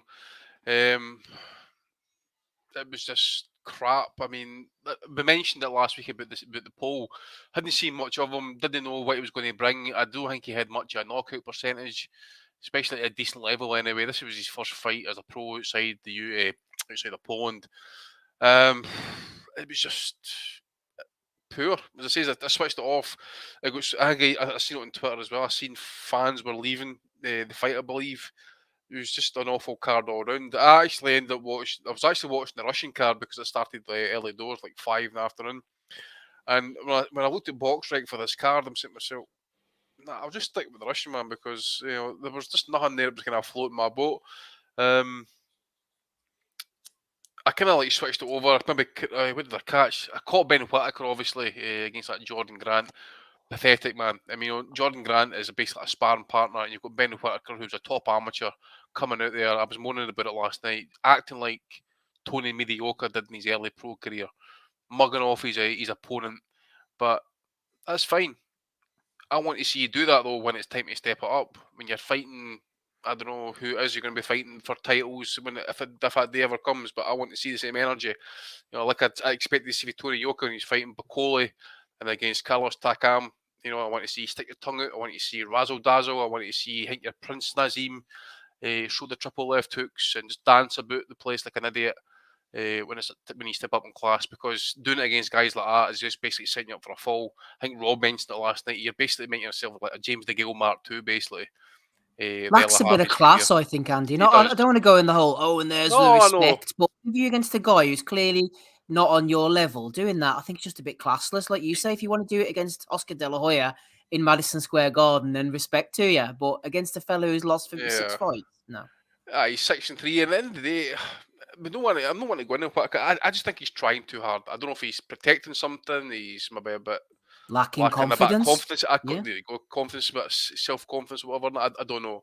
It certainly just doesn't come across right. And as I say, at that level, mate, against that level opponent, I'm not down for that, right? If you've got two guys similar levels, then fine, okay, that's fine. If you've got Ben Whittaker, what is he? He's a light heavyweight. Stick him in with, just throw a top 15 guy. Then let us see you act like that, which you wouldn't do. Put him in with Joe Smith, for example, right? See how you go with that. I'm just using that as a kind of as a example. As for Boatsi, mate, I didn't catch anything else in that card. As I say, I was mainly kind of watching the Russian stuff. I've seen Whittaker and I've seen bits of Boatsi. As I say, I got bored. Needs to do far better. He's ranked somewhere in the top 2, top 3. Some of the bodies. He's going to get called for a mandatory position shortly. He could get called to fight either Bivol possibly for the BA title. What's Bivol going to do to him, mate? He's going to school him, isn't he? If ever fight ever happens, and that obviously as well. I mean, he had the chance to fight Pascal, never materialised over the issue with drug testing or something written in the contract. That would have been a decent barometer to see where he was at. Considering what's happened to Pascal, obviously losing to that Michael Eifert fight as well, he took his chance. That was poor. That was absolutely poor. That only was 6 rounds it. Was it Boatsi that made a big deal recently about how he moved away from DAZN and that, and he was going to him and Okoli.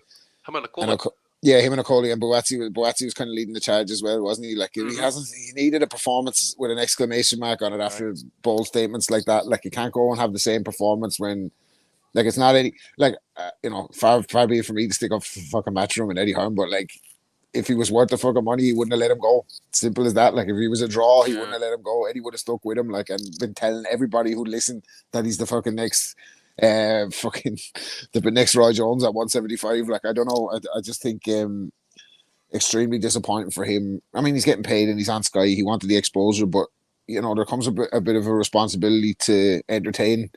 If that's your goal, you want to be seen by the most people, you want to be on the biggest platform, and you want to earn the most money. Well, like, you can't fucking clinch your way to decisions, that way. Like, I just think it didn't look good. Like, again, who would they get to fight him next? Obviously, maybe Dan Aziz possibly. That would make maybe the most sense in terms of that's a decent fight at least. Yeah, but Boatsi, if Boatsi should have been at that level by now, and maybe just starting to get up to kind of fringe world level. I mean, you got Bolotnik's getting knocked out there off Gvozdyk, who's basically on a comeback tour. Bolotnik's, I believe, was ranked top 5. Gvozdy's just come in there and iced him in 5-6 rounds. Boatsi done him in like 11. I don't know if they maybe think about the Gvozdyk fight at this point. I mean, he's got power. That right hand still got a bit of trip hammer power in it, to be fair. But the Dan Aziz fight is the one that's probably making the most sense as well, possibly in terms of stables and that. But I just don't get it with Boatsi, mate. To be fair, it has not happened. And that's the thing. Another one that's going to come a cropper as well. And it's time to step up in real class. Peterbev, Bivol, if it ever happens, these type of fighters. And I wouldn't even say he'd even be favourite to beat Dan Aziz, to be fair. Well, we'll either find out, I guess, or we won't. You never know what the direction of these people's careers, turning down title eliminators and things like that, hopping over promoters and different networks, terrible fights, basically being Tommy Morrison and spreading AIDS. Terrible. Never had it. He never had it. Yeah, that's what he said anyway. Yeah, a little quiet sidetrack. One of our private investigators out there, Miss Hawley, got word that there might just be a film version of Tommy Morrison's life coming to Amazon in the next 18 months. So I saw it, man. Your eye on that. Stallone was brutal in it. I saw it. Fucking nobody get that. No, Tommy Morrison was in Rocky 5. Fuck's sake. That's the one Rocky movie I basically refuse to watch. It's so fucking terrible, Rob. Who's closer related? Tommy Morrison and John Wayne, or me and John Ryder? Who is closer related? You and John Ryder. So it's just slightly. It's complicated though. You put the two together, you just be a gay porn, you could just be a gay porn star. Call yourself Why Wayne you always have Ryder. to fucking bring it? All right, Gad, relax. Like, fuck's sake. Fuck you! I think of jokes when I hear them. I don't write them down because then there'd be no reference point. Then you can't just go to people and be like, "In this situation, so and so said, so my retort was, You go when the feeling is right, Rob. Come on.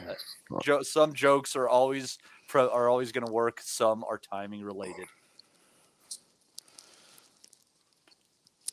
Actually, nothing there for that. Yeah, nothing for that one. So, anyhow, the rest. I did catch some of the rest of the card though. Apparently, the Lauren Price fight was one round after the other of nothingness. I did see the Tyler Denny Macaulay McGowan fight, and that one surprised me a little bit, Andy, because I thought that McGowan struggling to lose a decision with the corpse of Sergio Martinez. Thinking, Denny's been looking pretty sharp, pretty good, and maybe it didn't deserve to be a split, but that was far closer than I thought it would have been, considering what I thought Denny might be.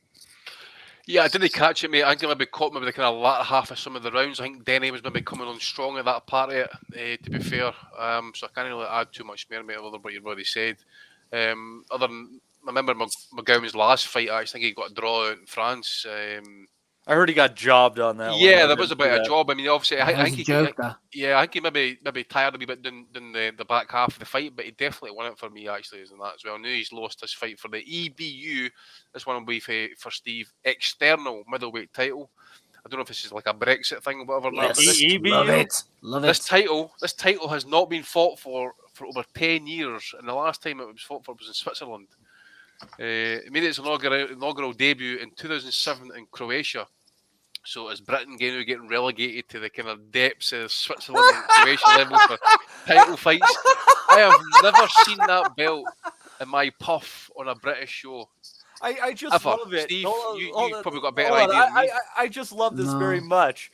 So, because you guys were so angry about Eastern Europeans in your countries, now, instead of being with the rest of normal Europe, you get to compete with Eastern Europeans. Well, how fucking fortunate for you. You won that battle.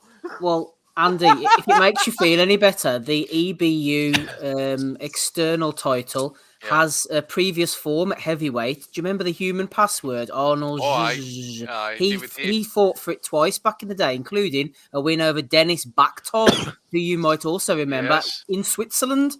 So it does have some good form, the old title, yeah. Yeah, but the title was not had any champions at cruiserweight though, mate. That's the thing. No. Not the titles at cruiserweight. It's been campaigned for in Belarus. Again, another password won that title there. Vyacheslav Senchenko, who you might remember fighting Kell Brook, he fought for it 5 times in Ukraine back in 2006, 2007. So it's no joke, this title. But if they had no champions at the real divisions, mate, minimum weight, super flyweight, light flyweight, I mean, what's happening there? That's discrimination against the wee guys. Just gathering pace. Aye. You need to do a bit, mate, do a bit of promotional work here for these guys. Yep. Yeah. Rough times. Rob, did you catch much of this card? No. Did he fuck? No. What's wrong with you? Saturday night, you kidding me on? Get Frank Buglioni back in the ring. I know. Honestly, I saw someone on Twitter saying this Price fight is a load of shit. And I thought they're after bringing David Price back to boxer. I said, fuck me, Ben Shalom is fucking scraping the bottom of the barrel there. Like, here to the Klitschko throne. This is worse than fucking Aaron bringing back Audley Harrison. But no, I didn't see any of it. That was some trash levels last night, that Sky card, like. It really was. They've got no Bean now or nothing either. Like, it's not Bean. It's not the same. Is it? Like, it's been a while now, I'm beginning to get worried about old Bean, like. They need to get Bean back because we'll never forget him. Yeah, but they must have got hold of his laptop or something like that if he's been away this long, eh? I don't think it's anything like that. Macklin's just sitting there fucking chilling. I don't think it's that deep, is it? Macklin's sitting there eating jelly beans in the fucking in-between rounds. Poor Bean getting iced and Macklin's legit, man. What's the world coming to? Johnny Nelson survived the cut as well. Here, Matty, I've got a quick question for you. You said the Lauren Price fight, rinse and repeat. As a women's boxing aficionado that you are, do you think sometimes crowbarring this shit into cards actually does more harm than good? Because people think, oh, I'm not going to sit and watch this. It's just cheap. I It's cheap filler. I have an issue with it in the sense that I don't like tokenizing people.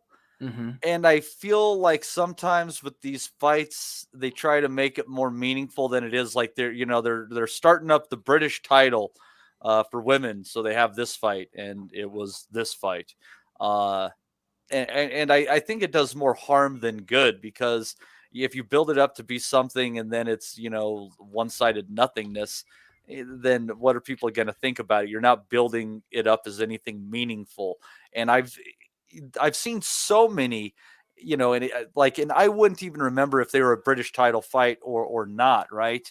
But I have seen so many great fights that would have been British title fights over the years, that just putting an inaugural, opening up the belt, first run, and just doing it with one-sided nonsense isn't respect to the belt.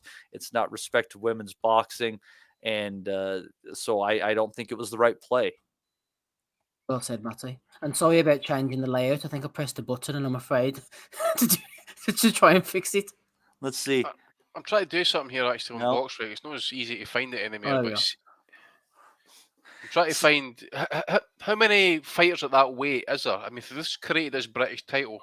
Well, it's 147, so I mean, there's a fair number of welterweights, welterweight females. I mean, probably in Britain. I mean, I say that, but there's probably only 50 maybe registered in Britain, maybe.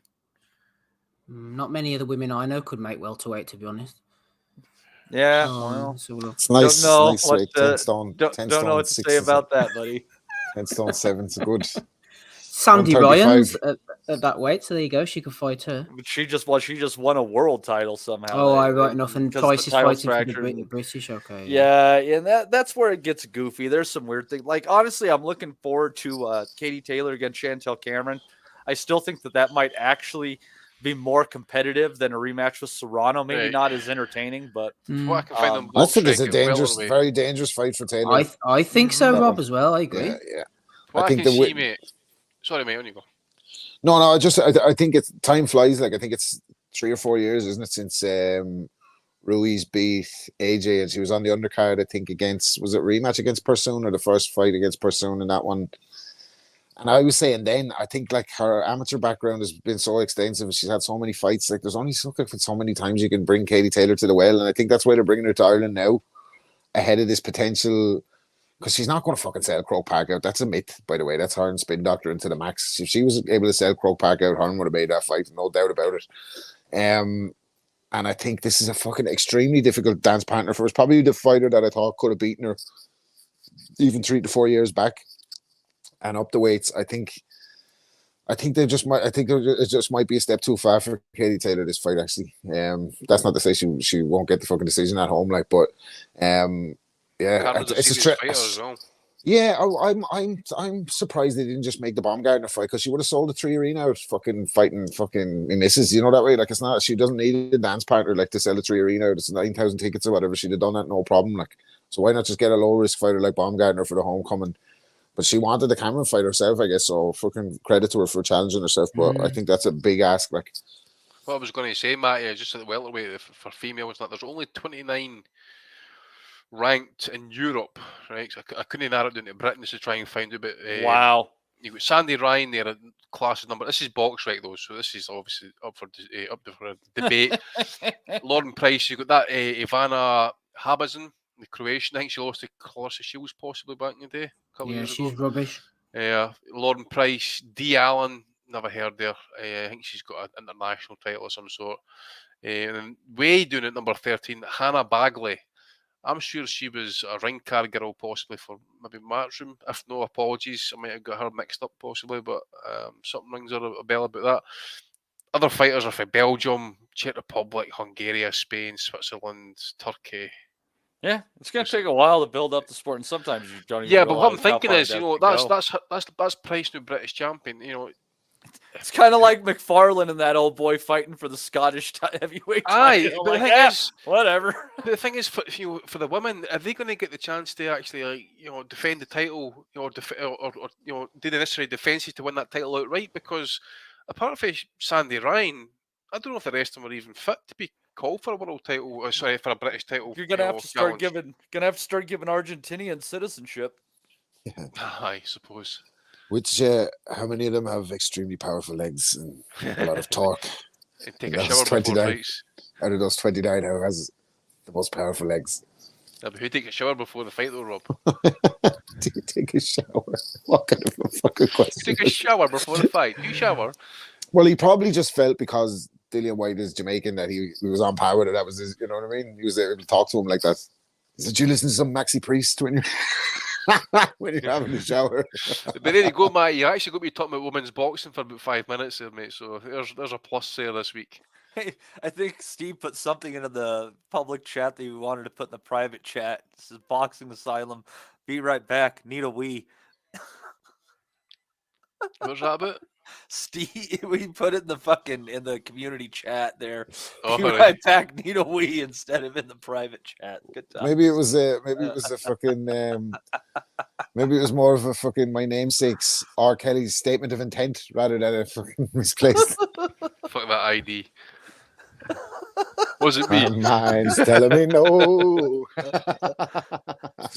Oh man, whenever I think of R. Kelly, I can't help but think of the Dave Chappelle bit.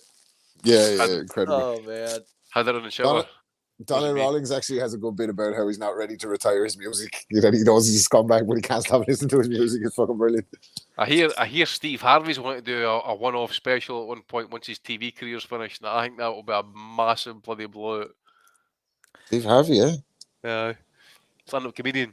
Dude, there's I know, it's just tough to have heroes, man. Like, have you heard about the allegations against George Foreman coming out? And I actually don't believe those. I'm like, his movie comes who knows, out mate? now. Who knows? Who knows? Big but George, it's out of this, is he? Well, apparently, a third or a fourth person's come out now, and this is like obviously like the month of his movie release. I'm not. Again, I don't know, mate. Christ, I mean, he was with Sonny Liston traveling the country doing exhibitions before he got his chance at the world title and that. Who knows what went on the road? But see, it's just one of those weird things for me, you know. It's like I do very much believe in taking, you know, the victims seriously when they make these complaints. But it's like in the case of Bill Cosby, those rumors existed for years. And it was only when what's his fucking bucket brought it up. No, not Saville. It was the comedian that brought it up. I'm struggling for his damn name right. No, it wasn't Chappelle. No, it was a god damn it. It's killing me right now. I can't think of it. No, it's no one like that. No one you would listen to at the end of the day. God damn it, it's killing me. But anyways, it was the comedian. But I mean, these rumors have persisted for years. I don't know if you guys, I mean, just through the circles, these things travel. Have you ever heard any rumors of George Foreman being a rapist? I mean, this is really random. No. But Jimmy Savile was actually, he was actually on live television fondling people in the crowd during Top of the Pops. Not to ever shit, man. It was wild. But Foreman, no. I mean, I know that era, like Ali, man, he was a massive womanizer. They all were actually around about that time, all the champs were, man. So it's inconceivable for me to think that Foreman didn't have his bits on the side. Hannibal Buress. That's the guy. That's the one who fucking brought it up. Don't know him, mate. I don't know him, but yeah, he's actually fine. I don't. Yeah. Remember, listen, Matt. You're a big movie fan. Sorry. You ever see Play Big movie star in your own right. Nobody would ever pay to put me on a fucking screen, Andy. Jesus Christ. Did you ever see Play It to the Bone? Woody Harrelson and Anthony Banderas, the boxing film. Love that movie. I love it as well. It's a good comedy one. But you know, Harrelson did say, I actually didn't want to say it because there's ears nearby, so I'll kind of whisper it and that. It says, but I'll say two words that go together. What is it? Champ and what? God damn it. Champ and pussy. There you go. We can go Gareth A. Davies and say Punani. Punani, When I think of that movie, I always think of fucking Woody Harrelson fucking seeing Jesus. Aye. Stay right there. Stay right there. What the fuck are you lot talking about? I know. You I don't know why. It segued, Steve, from you saying that you needed a piss in the chat to go on to R. Kelly to Bill Cosby, back to George Foreman's allegations. We've covered a lot of ground since you've been in the bathroom. Aye. You know what's the funniest thing about it all, Steve? We're critiquing Hollywood films now. It was in the public chat that you said you had to go for a wee, not in the private chat. That's was it? Oh, shit. It was. It says boxing silence. I think he's been away for gotta a go for a wee. ages there to get back. Good times. The top 29 women boxers in Europe, and all of a sudden he disappears. I know. As soon as we said 147 pounds, he was out. Oh my god! On that though, I don't know if you covered this or not, but did you see that Tank Davis got his sentencing this week? So he's had 3 months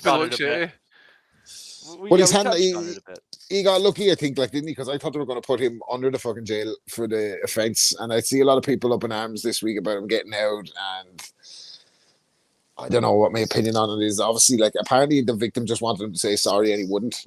Tank, and it was a pretty bad thing that he did. I didn't get the full details on the case, but I see people holding him to task on the same day, celebrating fucking Corral, the 18th year anniversary of Corrales Castillo.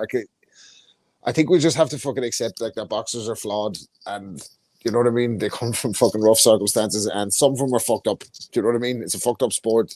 There's a lot of fellas taking punches to the head as well. I mean, Corrales threw his missus down the fucking stairs, didn't he? And then jumped down the stairs on her, breaking her collarbone, but he still kind of... She was pregnant at the time.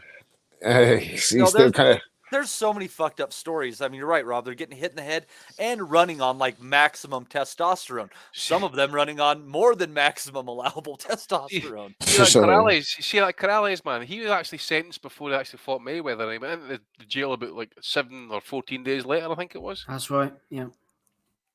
There's Floyd as well. Imagine that these days, man. You're still getting allowed to fight for domestic violence. HBO were talking about it on the broadcast and all. Do you think is Gervonta based in Las Vegas by any chance? He's living in Las Vegas. He's in Florida, mate. He's in Florida. He's in Florida, right? Okay. I was just wondering, was it kind of a sweetheart deal like a la Floyd versus Cotto that time when he was going to take his sentence, but he was allowed to have the fight beforehand? I don't know, but it was money talks obviously in the US. He's got a good lawyer, and they got him down to some kind of plea where he's got 90 days at home. Well, that's what his lawyers say. That's how Floyd managed to get that deal, because he was a mega attraction. He was bringing in money into the local area, all that type of stuff. So the judge kind of said, right, okay, their sentence right after the fight. The judge tried to make me fucking stay at home for 90 days. I'd be saying, take me to jail. Fuck that.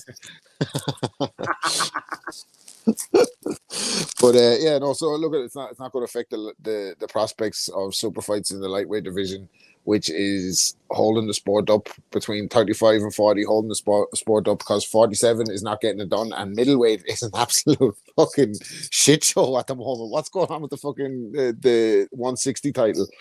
2 vacant titles, I think, isn't there? And then there's Adames, I think, I don't know what the fuck is going on. It's a shit show. So yeah, hopefully the bigger fights down the lower weights won't be held up. Belt at 6 days, you know. You think he's got a regular? I think he's been sanctioned to fight for the regular belt versus Danny Garcia. Versus I told you guys.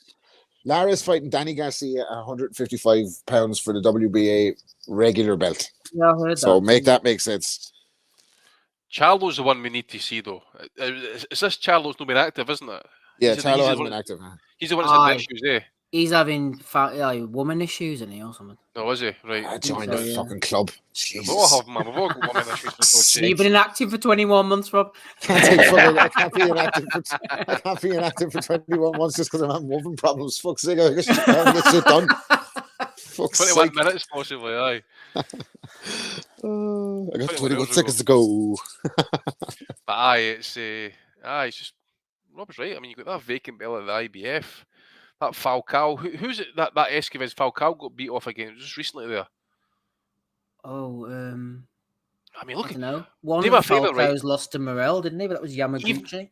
Even the listeners, there's a favour. Go to the IBF rankings at 160. I don't know if this is still accurate and correct, but they got the title vacant. Number 1, they got that Esquives Falcao. Number 2 is vacant. 3, Vincenzo Gualtieri. 4, Denis Radovan. 5, Andrei Mikhailovich. 6, Vinny Feigenboots. 7, Miram Nursultov. And you go 8, Felix Cash. 9, Steve Rolls. 10, Matteo Signetti. That's one of the Italian boys. Stevie Butler's there. I think he's fighting shortly. He's fighting Ali Mkhanalov for the fucking That's the title, one. isn't he? That's the one. That's the one. So those, as Rob says, man, that middleweight division's absolutely Fucking stinking, man. island. It's the island of misfit toys. Island of irrelevancy. That's what it is, mate. There's nothing there to get hot or bothered about there. Munguia still kicking about. Liam Smith's almost finished. Golovkin's still ranked. He's done. Martinez is, oh Christ, Sergio Martinez number 2 with the BA. Amo Williams number 3. Eubank, well, he'll get retired again out of there. Hamza Shiraz, no chance. Shane Mosley. Nah, there's nothing great to get hot and bothered about there. Rough going, man. Fucking is just there to be cleaned out by a fucking good fighter. What are you gonna do? Let's take a moment here and acknowledge those in the chat here. We got the man formerly known as Mr. Johnny Horsecock Nelson. Now he's just known by the mononym Johnny. Jim McDonald Boxing, Michael Thompson, in here as well. Mr. Dermo, Ryan Ormerod, number 1. Mark Stanton, Josh Ford, Teacher Sonny D, Big A, Mark Stanton, Yimmy Yaffy, not to be confused with Yimmy, who's very rude to Mr. Wellings. He's probably right, you know. Yeah, it could be. Could be. I know some people have said terrible things about me that were completely true. Ricky Beavers. What a fantastic name. Let's see. Frenchie. F2. Yeah, I bet we can find one more. Ricky Beavers must be Ricky Gravil's pseudonym, I think. Anything's possible. He has a few, don't he, Ricky? Let's see here. And Ricky, hey, speaking of Ricky Gravil's in there. That's the last one. He also threw in a super chat there. Instead of scrolling up. Oh, David Mustard. There you go. There's another one. What a fantastic name David that is. Mustard in the chat with his cock out. David Mustard all up in this bitch. So, let's see here. What do we have going on next week? Well, let's see here. In Canada, we have a fight card headlined by the comebacking Kim Clavel trying to get a rematch against Jessica Neri Plata. She's taking on Naomi Ariano Reyes. Also on that, Caroline Veyre against Emma Gongora. Might be the sister of Carlos. You never know. Then you got Sebastian Bouchard taking on Fernando Altamirano Marquez. Patrice Volney against Abraham Juarez Ramirez. And then a couple other rounding that out as well. Let's see here. Do you guys have anything going on your side of the pond next week? No, there's a card on Friday, BT, I think it is, mate, but it's nothing really to write him. You got that Karol Atuma, who I remember him, who got stopped. Aye. He's on the card. That's Willie Hutchinson's fighting for some belt against some, I think it's an Argentinian, possibly. It was an Ellis Zorro against Hosea Burton. Yeah. Hosea Burton still fighting, is he? Aye. The guy Hutchinson's fighting, Andy, he's the one who beat Karol Itoma. He's the Argentinian. Is it? Yeah. You know, so it is, aye. So it is. Andy, we need to watch what we say. We were saying there's nothing going on, but we forgot about the what's happening in Wembley. You got KSI against Joe Fournier. We got Joe that Fournier going for us. I got a quality one about Joe Fournier, right? So he got caught for PEDs, right? I think it was UCAD. I think did it. Anyway, the report got issued. And I loved how he kept getting referred to throughout the report as a non-elite athlete. I loved that. It was just a complete put down. And here he is fighting KSI on pay-per-view for I don't know how much, but this will be a pretty penny. Fournier is a bit of an odd one, isn't he, Andy? Isn't he meant to be like a billionaire or something? But allegedly. He's a pal of David Hayes. Who knows what goes on there? Steve, to be fair, I'm a billionaire in certain countries. In Zimbabwe. Aye. Like to thank Mr. Dermo We're throwing in 1995 in there in pounds. Says overdue Listen. payment. Keep fighting the good fight, lads. That's a pay-per-view, Hingy there. Well That done. is fucking amazing. I tell you what, super chats are the way forward. Pay-per-view is dead, but pay-per-listen, that's fucking out of there. That's out of here at the moment. I tell you, that's where the fucking real money is. Yeah, get ready. This is gonna start being like fucking Disney. You caught in about £100 last week. Yeah, lucky get you. Well done, Derma. We really appreciate that. Yeah, we do we appreciate KSI fighting? I don't know about that. Where you go, man? I don't know about that. Let's see here. You know, let's see. We don't here. give a fuck. We just about managed to fucking. We did a live fucking fight companion for Jake Paul, Tommy Fury. Enough is enough now with the fucking YouTube boxing. I think the last time KSI was seen was, at WrestleMania or some garbage and that, getting around through a table or something. The Logan Paul jumped off the top rope and the guy who was wrestling got out of the way and threw KSI down there and he ran through a table. It's kind of funny. I like it was the terminal then, eh?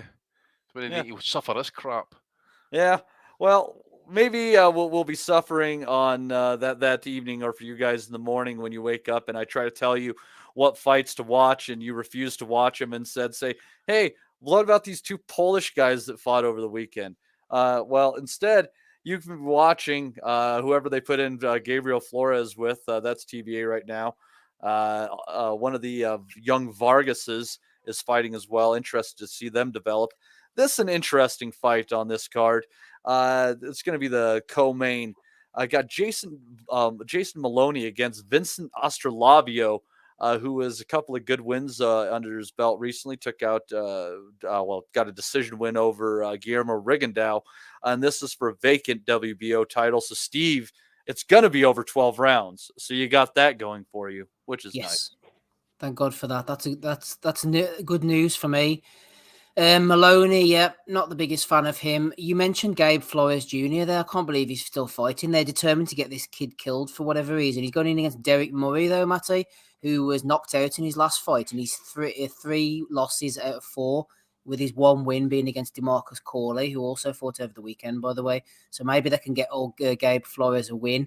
Brian Norman Jr. is one to watch on the undercard as well. His dad was a decent pro back in the day. He's going against Jesus Campos. He was a little bit easy to hit last time. Signed for signed for Top Rank and made his debut. Took a few shots, maybe trying to impress. Ruben Villa's on the card as well. He fought Emmanuel Navarrete. Very good boxer, actually, Villa, who's also signed with Top Rank. So they're looking big things for him. And as you mentioned, Maloney against Astrolabia should be pretty decent. Yeah, there's a few kind of fights on this. Conceição's on there as well. And then obviously the main event. So I'll tune in. Might as well. What else are you going to do? You've already spent your family time for the month. You're free now. Exactly. Absolutely. Yeah, 100%. They can't ask too much of you. You're only one man, Steve. I mean, come on. I know. Try telling that to Mrs. Wellington. I'm going to give you... You need to text her and tell her that. You need to make an argument for a trouble if you're struggling to cope with tasks on your own. That's what the fucking... You need to make the application there. Yeah, bark up that tree, Steve. It's tough enough just getting her to agree to having ducks.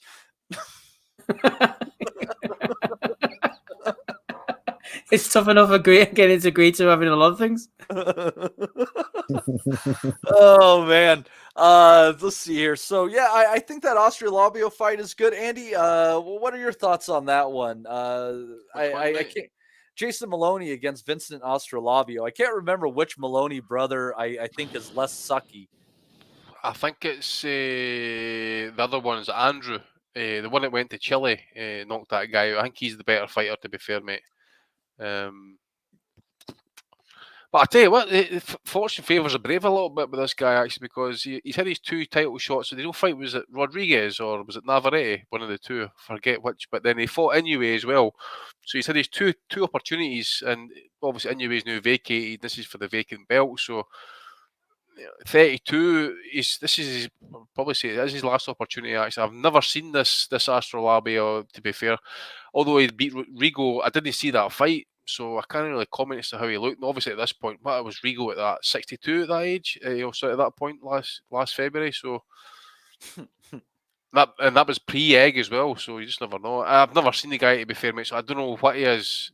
So sorry, Oh, I can't think add I've much seen him, more. Andy, actually. He fought that, Potapov, the Russian. He absolutely beat the shit out of him. That Right. was on a PBC card right at the end of last year, actually. That was a good W, too. Yeah, sorry. Yes, I do remember him. No, you're fine, mate. You're fine. No, I've yeah. not seen him before, mate. But if he's tough enough, I've just pulled his record up there with 18 wins, 13 knockouts. He's an under the radar, good little fighter. Yeah, he honestly. could be, mate. It could be. It'd be interesting to see the odds for that one. It might be a kind of under the radar one for your betting, mate. You never know. The Filipinos, man, you just never know. Some of the Mexicans sometimes and the Argies, you just don't know sometimes you're going to get when they come out of the gyms, you know? Yeah, they fight a bunch of chumps and you think they're going to get blowed over, and then you see them fight and they're like, why have they been having this guy fight chumps? They're good. So yeah, interesting fight there. Like I said, that one is, I think if I'm going to say on that card, if anything has caught my fancy, I would definitely say it's going to be that one. The main event, Janovic Alimkhanuly taking on Stephen Butler, putting his WBO middleweight title on the line. I'm disappointed they haven't got the big man on that card, actually. You know, get him some more exposure and some more rounds under his belt. Big heavyweight, big Torres. Is he on the card? Torres. No, he's not on the card, mate. I thought they might have got him out there, maybe in a 6-rounder or something like that. You know, didn't he have to pull out for a little bit of an injury in his last fight, so he's just on a brief fucking. No idea, mate. I know he got cut in his debut. He's injured, is he? Yeah, he was injured. He was supposed to fight on the last card, and he got pulled off. Yeah. Oh, yeah. So yeah, but you know what, Rob? I as far as it goes with this main event, it's just another kind of disappointing fight for Alimkhanuly. And as Andy went through those rankings, is it because of lack of effort of finding a good good opponents for him, or are there just not good opponents for Alimkhanuly? I don't know anything about him. What weight is he? Alimkhanuly. Oh, Cannuli, yeah. Middleweight, 160. Doesn't know his real name, and I'd say Alimkhanuly. Oh yeah. Yeah. Well, he doesn't have. Does he have the? He has a version of something, does he? The WBO. WBO champ, mate.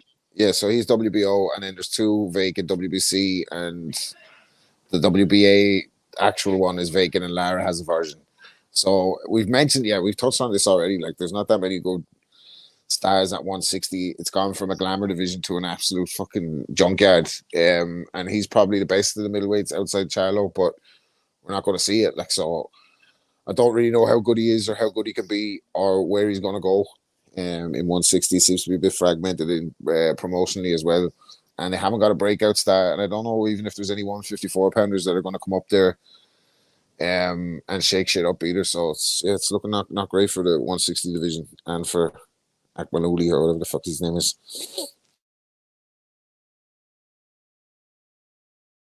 Yeah, a kind of a disappointing card from Top Rank there. If that disappoints you, well, let's hop over to Showtime. Opening up the card. Here's one for you, Andy. Rancis Barthélemy against Omar Juarez. Oh, my amigo. Yeah. Not looking forward to that one very much. Then you bump up one more.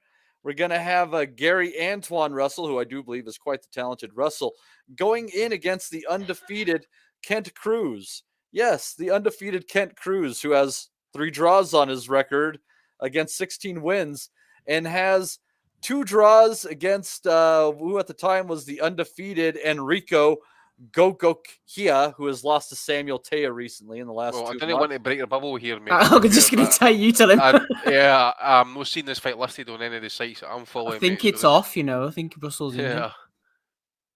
Well, we'll see if that's the case. This is all listed on ESPN, by the way. Well, I'm on box right, mate. It's no. The PBC BBC communication is not very good on there a lot of the time. So we'll see what happens here. As I say, Gogokia lost to Taya following these back-to-back draws with Mr. Kent Cruz, who's going in with a hard-punching Russell brother. We'll see how that goes. He has his 3rd draw against the 11-5 Carlos Mohamed Rodriguez. There's a fucking interesting name there for you. Carlos Mohamed Rodriguez. Only in boxing. Jesus Christ. It's like one of 20 Muslims living in Mexico currently. Very happy, very proud man. Let's see here. And then for your main event, gentlemen, and what actually could be a decent fight. Still, why the fuck this guy's fighting for a title? Fuck me, I don't know. Vacant title. Rolando Romero taking on Ismael Barroso. Hey, which fight are you referring to? Why the fuck are they fighting for the title? This is not an interesting fight, mate. It's on TV. It's got to be. Barroso is washed, I'm telling you. I remember when Crawler knocked him out with a body shot, he was dead at the weight. That was 135. I know he's up at, what is he, 140 now? I've never seen the Ulysses fight. I know he got drilled there recently. Valenzuela, that's who it was. Yeah. If Romero is what he claims to be, and if his power's legit, he should be doing Barroso inside 6 rounds. Target the body, he'll fall pretty quick. He's 40 now. Didn't Barroso fight Crawler? Yeah, that's what I'm saying. He got knocked out with a body shot. He beat Kevin Mitchell the fight before that, I'm sure. Barroso is washed at this point, mate. I know he's had like a couple of rebound wins here and that. He's got that win against the Canadian, but I didn't see it, so I can't comment as to how he looked. But hold on, do we have a guest joining us here? I'm not sure. Or is that just Rob on a second line and a second name? I'm on mute, dude. No, I think it's Rob's habit, is it? Oh, is he in the favelas? Not really, but go on then. Evening, Rob. How's it going? Hello, mate. I'm all right. How are you?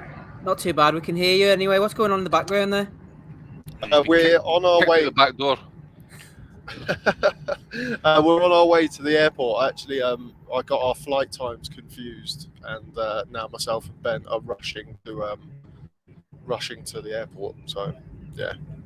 Okay. What about last night? What did you make of it, atmosphere-wise? John Ryder's performance. What were you seeing there from ringside? Yeah. Atmosphere-wise, it was great. I mean, it was a little bit during the co-main with Julio Cesar Martinez. It was quite.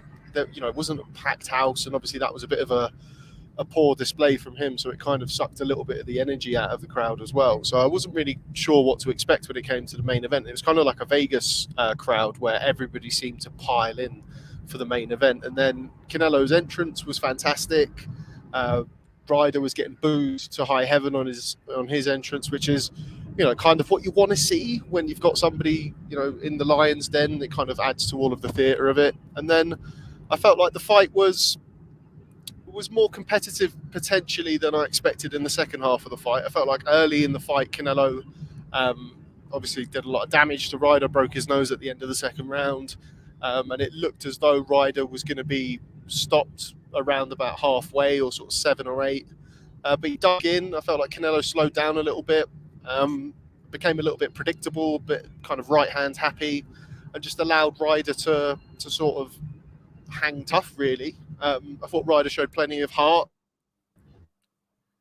I don't think he was ever really kind of close to winning the fight, but yeah, I thought it was a competitive fight. I didn't think it was the best we've seen of Canelo. I do feel like he has seen better days now, but ultimately he won the fight in pretty clear and convincing fashion, albeit not getting the knockout that I think he probably would have wanted.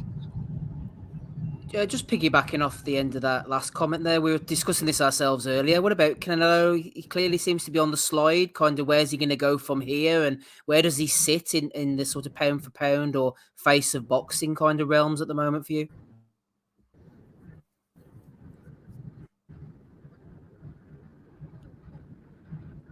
I mean, I feel like looked a little bit sluggish in that. Yeah, can you hear me? Yeah, go ahead. Okay, sorry.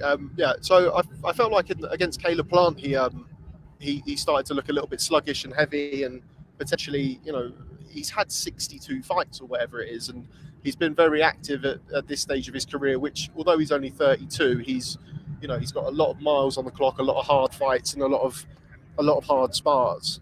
You'd imagine over the years, and yeah, I do feel like he has slid slightly, which is, he was pound for pound number 1 at one point, so sliding from there doesn't make you a bad fighter. But yeah, I do feel like he is potentially coming to the end of certainly the end of his prime and the end of his career as kind of one of the very, very best in the sport. But I think he's still, a pound for pound top 10 guy on his worst night. But I don't really know where he goes next. He seems to really want the Dimitri Bivol fight and want it at 175 pounds. And I don't really understand why. I mean, I know he lost and he wants to get his revenge, but that's a really hard fight. I felt like the first fight was a daring fight to take for him. And we all saw what happened. And, since that fight, I don't think he set the world alight against Gennady Golovkin, and the same with John Ryder. Whereas Bivol, I felt against Zurdo Ramirez, kind of, showed like he'd seemingly grown in confidence after the win over Canelo. And I feel like now, if they were to fight in September at 175 pounds, you'd make Bivol a massive favourite in that. So I don't really know where he goes, but all the talk this week has been about Bivol. At the press conference last night, he did say, which was kind of the first time that I'd heard him say it this week, if we can't get Bivol, then maybe we'll look at somebody else and maybe we'll go a different route. I asked Hearn earlier in the week about his contractual status after this fight that we've just seen with John Ryder. The only contractual obligation he has to Matchroom is the Bivol rematch. So if he doesn't do the Bivol rematch, then potentially he goes and fights a David Benavidez or a Jamal Charlo or somebody like that. But yeah, I think it's an interesting kind of position in his career, because obviously he's still, you'd still have to rate him as the best super middleweight in the world. Whether you pick David Benavidez to beat him or not, you kind of have to see that before you give him that status. But yeah, I'm not sure. I feel like the Bivol fight is a bad move, because I can see him losing that and losing it quite well as well. But I'm not really sure where he goes. And just quickly as well, what about John after that performance last night? Obviously, we mentioned earlier, not just toughness and guts, but a lot of skill and strategic thinking from Ryder, I thought. Yeah, I thought he did as best as he could have. I felt like the fight kind of within the realms of possibilities was the best sort of fight that we could have seen, really. I didn't give Ryder much of a hope of winning the fight, but if he could give himself do himself justice and not get stopped and have some moments in the fight, then I felt like that would have probably been regarded as something of a success. I'm sure John Ryder wouldn't have felt like that, or his team, and that's kind of what we saw last night. I felt like he maybe at the start of the fight, the occasion, I don't want to say the occasion got to him, but maybe took him a little while to kind of settle into the fight and realise that, I can actually hang in here a little bit. And obviously getting his nose busted at the end of the second round didn't help matters. But he showed plenty of heart and plenty of courage. I felt like he won some of the rounds in the latter end of the fight, but obviously by that time he's already miles behind on the scorecards. And I think from here, he's got some opportunities, and I think he'll have plenty of options. I think, a lot of fighters will probably be looking at him with a view to getting a Canelo fight and thinking, if I do a better job on John Ryder, if I can stop John Ryder, then that kind of puts my name right in the mix for a Canelo fight. So Eddie Hearn was talking about Gennady Golovkin, who I thought had retired because obviously he's vacated a couple of belts. Jaime Munguia or somebody else who I think maybe he could be an option. The Mexican angle, if he's able to go in there and beat and stop Ryder in impressive fashion, then potentially that gives him a little bit more weight to call out Canelo. But I don't think John Ryder's going to be short of options. They've got Edgar Berlanga as well, who's boxing Jason Quigley. I don't think that's a great fight for John Ryder in a sense of, I'm not sure how big of a name Berlanga is yet. And I do think he's certainly a level below the likes of Canelo, etc. But I felt like, admittedly in defeat, and I'm sure John Ryder won't necessarily share my thoughts, but I felt like it was a successful evening for him. And what about yourselves out there? Was it a successful week? Obviously, we were chatting to you briefly as best as we could this time last week. How's it been over in Mexico altogether? Are you happy enough? A bit of a strange fight week, to be honest, mate.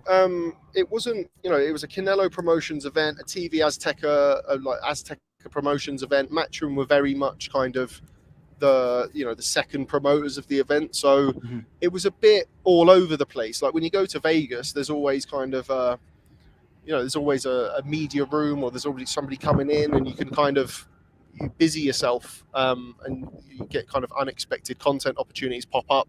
That didn't happen this time. With it not being a Matchroom event, there was no kind of designated Matchroom translator, which didn't help matters, because between myself and Ben, I think we speak about 5 words of Spanish. So yeah, it wasn't the most fruitful week from a content perspective, but we kind of, I guess, maybe expected that a little bit. So, but I mean, the spectacle was great. The fight was, as I say, more competitive than we thought it might be. But after the fight, there's not an awful lot of content that you can kind of grab. So, yeah, I mean, it was fine. Mm-hmm. And talking of content, obviously we touched upon this last week as well. A big announcement. Did you want to update the listeners on what's going on there over ID Boxing or its new incarnation? Yeah, ID Boxing, unfortunately, is dead. Never to return again. But no, ID Sports Media, we acquired, which is, ID Sports Media is the company that myself, Ben, and some of our other guys founded, and that's kind of who we work for. ID Boxing was kind of a company underneath that. We acquired Boxing News. Been working on that deal since start of August.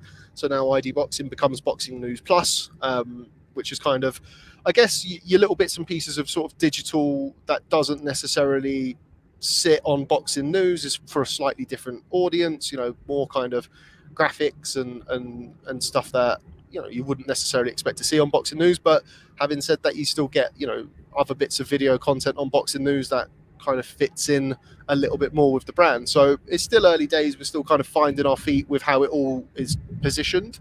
But, to the Boxing News audience and the hardcore fight fans who love Boxing News and, had their subscriptions for many years, everything that's good about the brand and the magazine will remain.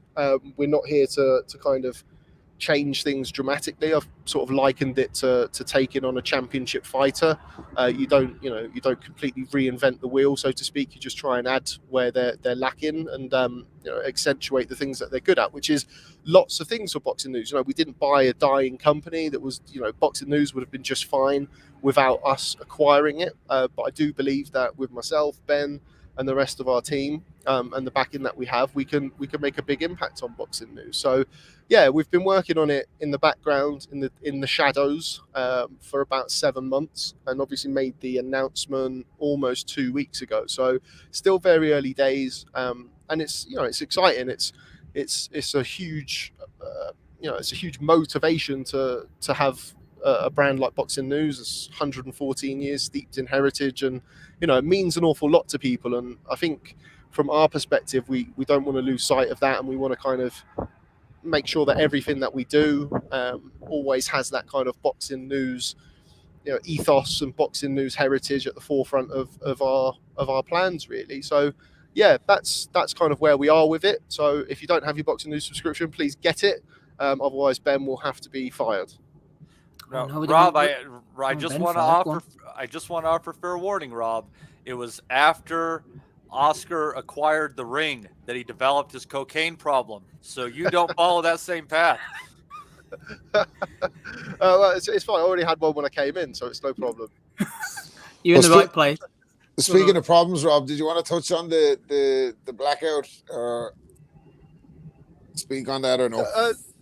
Yeah, no, I mean, yeah, I'm happy. Yeah, I say happy to. Probably not necessarily the right terminology, but yeah, I mean, I had plenty of messages throughout the week for from people who were wondering when my Conor Benn interview was going to come out. Unfortunately, that didn't happen. We arrived in Mexico on Monday. I reached out to Tony Sims, who, to my knowledge, I have a good working relationship with and have done over the years, to sort of inquire as to availability for interviews, and if you're around, want to have a chat, let me know. Just kind of how you would go about a normal fight week, really. Tony then sort of informed me that they weren't going to be doing interviews with myself, which I found very disappointing. Over to kind of use what I was told due to my conduct over the Conor Benn incident, which I don't agree with, to be honest. I've done 2 interviews on the Conor Benn situation since October the 5th, both with Eddie Hearn, both in the last 5 weeks, and both obviously still available for people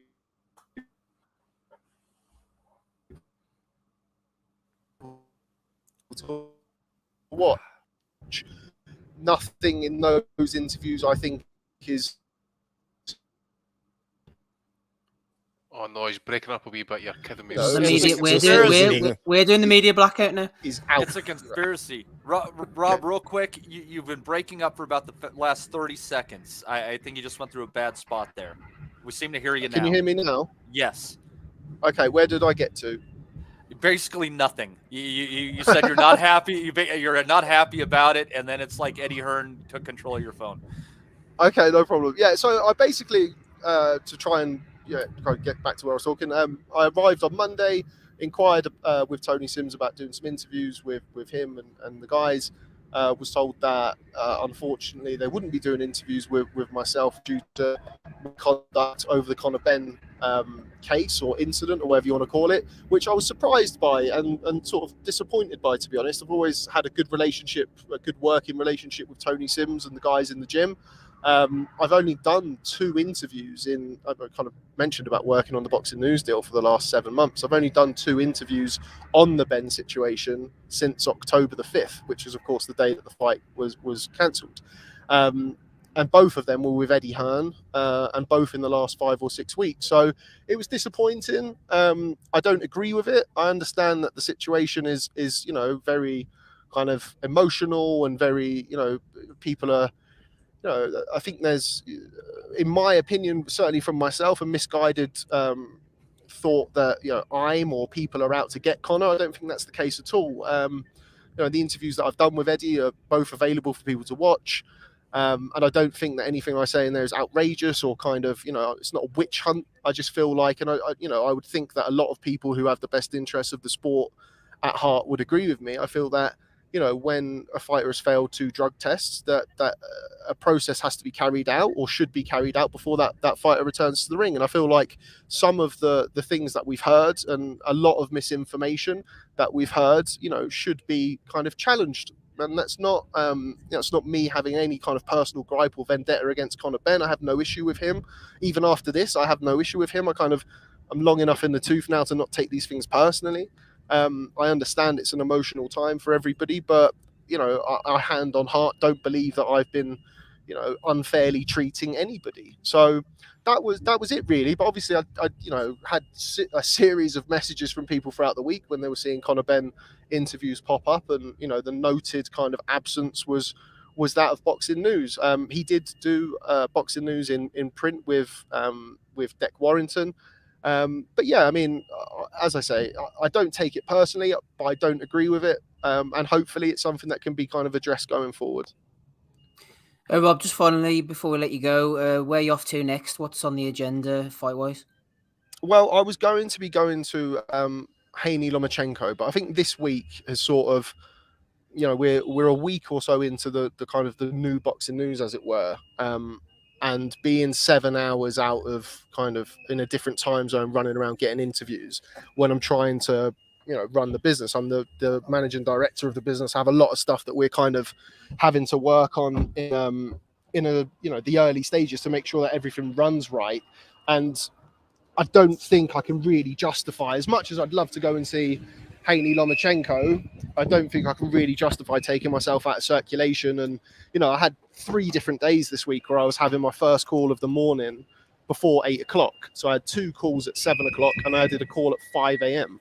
as well. And it's not really manageable. So as much as I love covering boxing, and particularly now because I haven't actually been to America since before the pandemic, and they're just about to get rid of the vaccine requirement, which would allow me to travel, I think the kind of the wise move and the best move for the company is for me to to be on the same time zone as Matt and Elliot and obviously the rest of the guys, and to ensure that we get Boxing News off to the right start. So I'm not sure which fight I'll be covering next. I may do Taylor Cameron, but again, I'm not sure whether me running around and trying to get interviews is necessarily the thing that I should be doing at the minute. So I think probably for the next 3 to 6 months while we bed in with Boxing News, I don't think I'll be doing that many shows. I think I will do Josh Taylor and Teofimo Lopez, because that's probably on the boundaries, I guess, of being 5 hours behind. New York's a much easier place to get to than certainly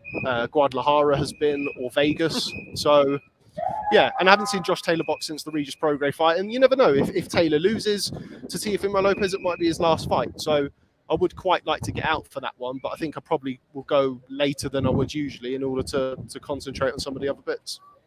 Well, wherever you do end up next, good luck. It sounds like you're being rounded up there, some kind of gulag or something. So, yeah, we've just arrived at the airport now. So, as you can imagine, airports in Mexico can be quite chaotic from our experience. But yeah, thanks very much for having me as always, and yeah, hope to catch up with you all soon.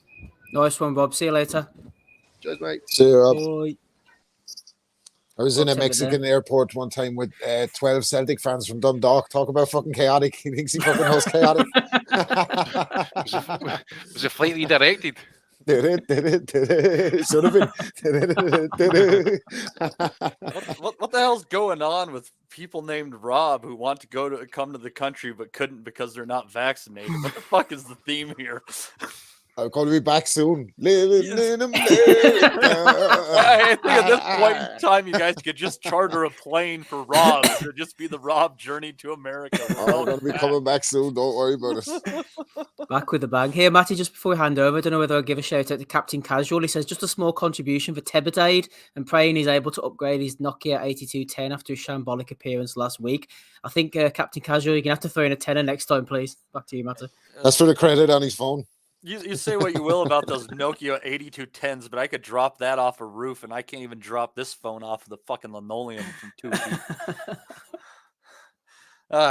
The good old days, God damn it. Make phones great again. Let's see here. So, well, everybody seems fully uninterested in the weekend action that we have ahead. Thank God we have Lomachenko against Haney coming up the week after, as well as Katie Taylor against Chantel Cameron.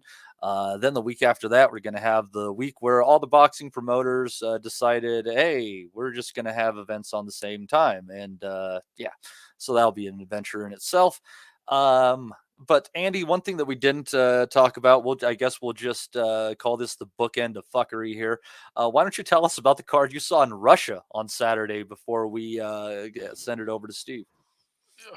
Well, very briefly, mate. There was just two massive robberies on that card. Magomed Kurbanov, folk would remember about Liam Smith fighting him. Anyway, he's got a fucking hometown decision against Michel Soro, I think his name is. Badly cut.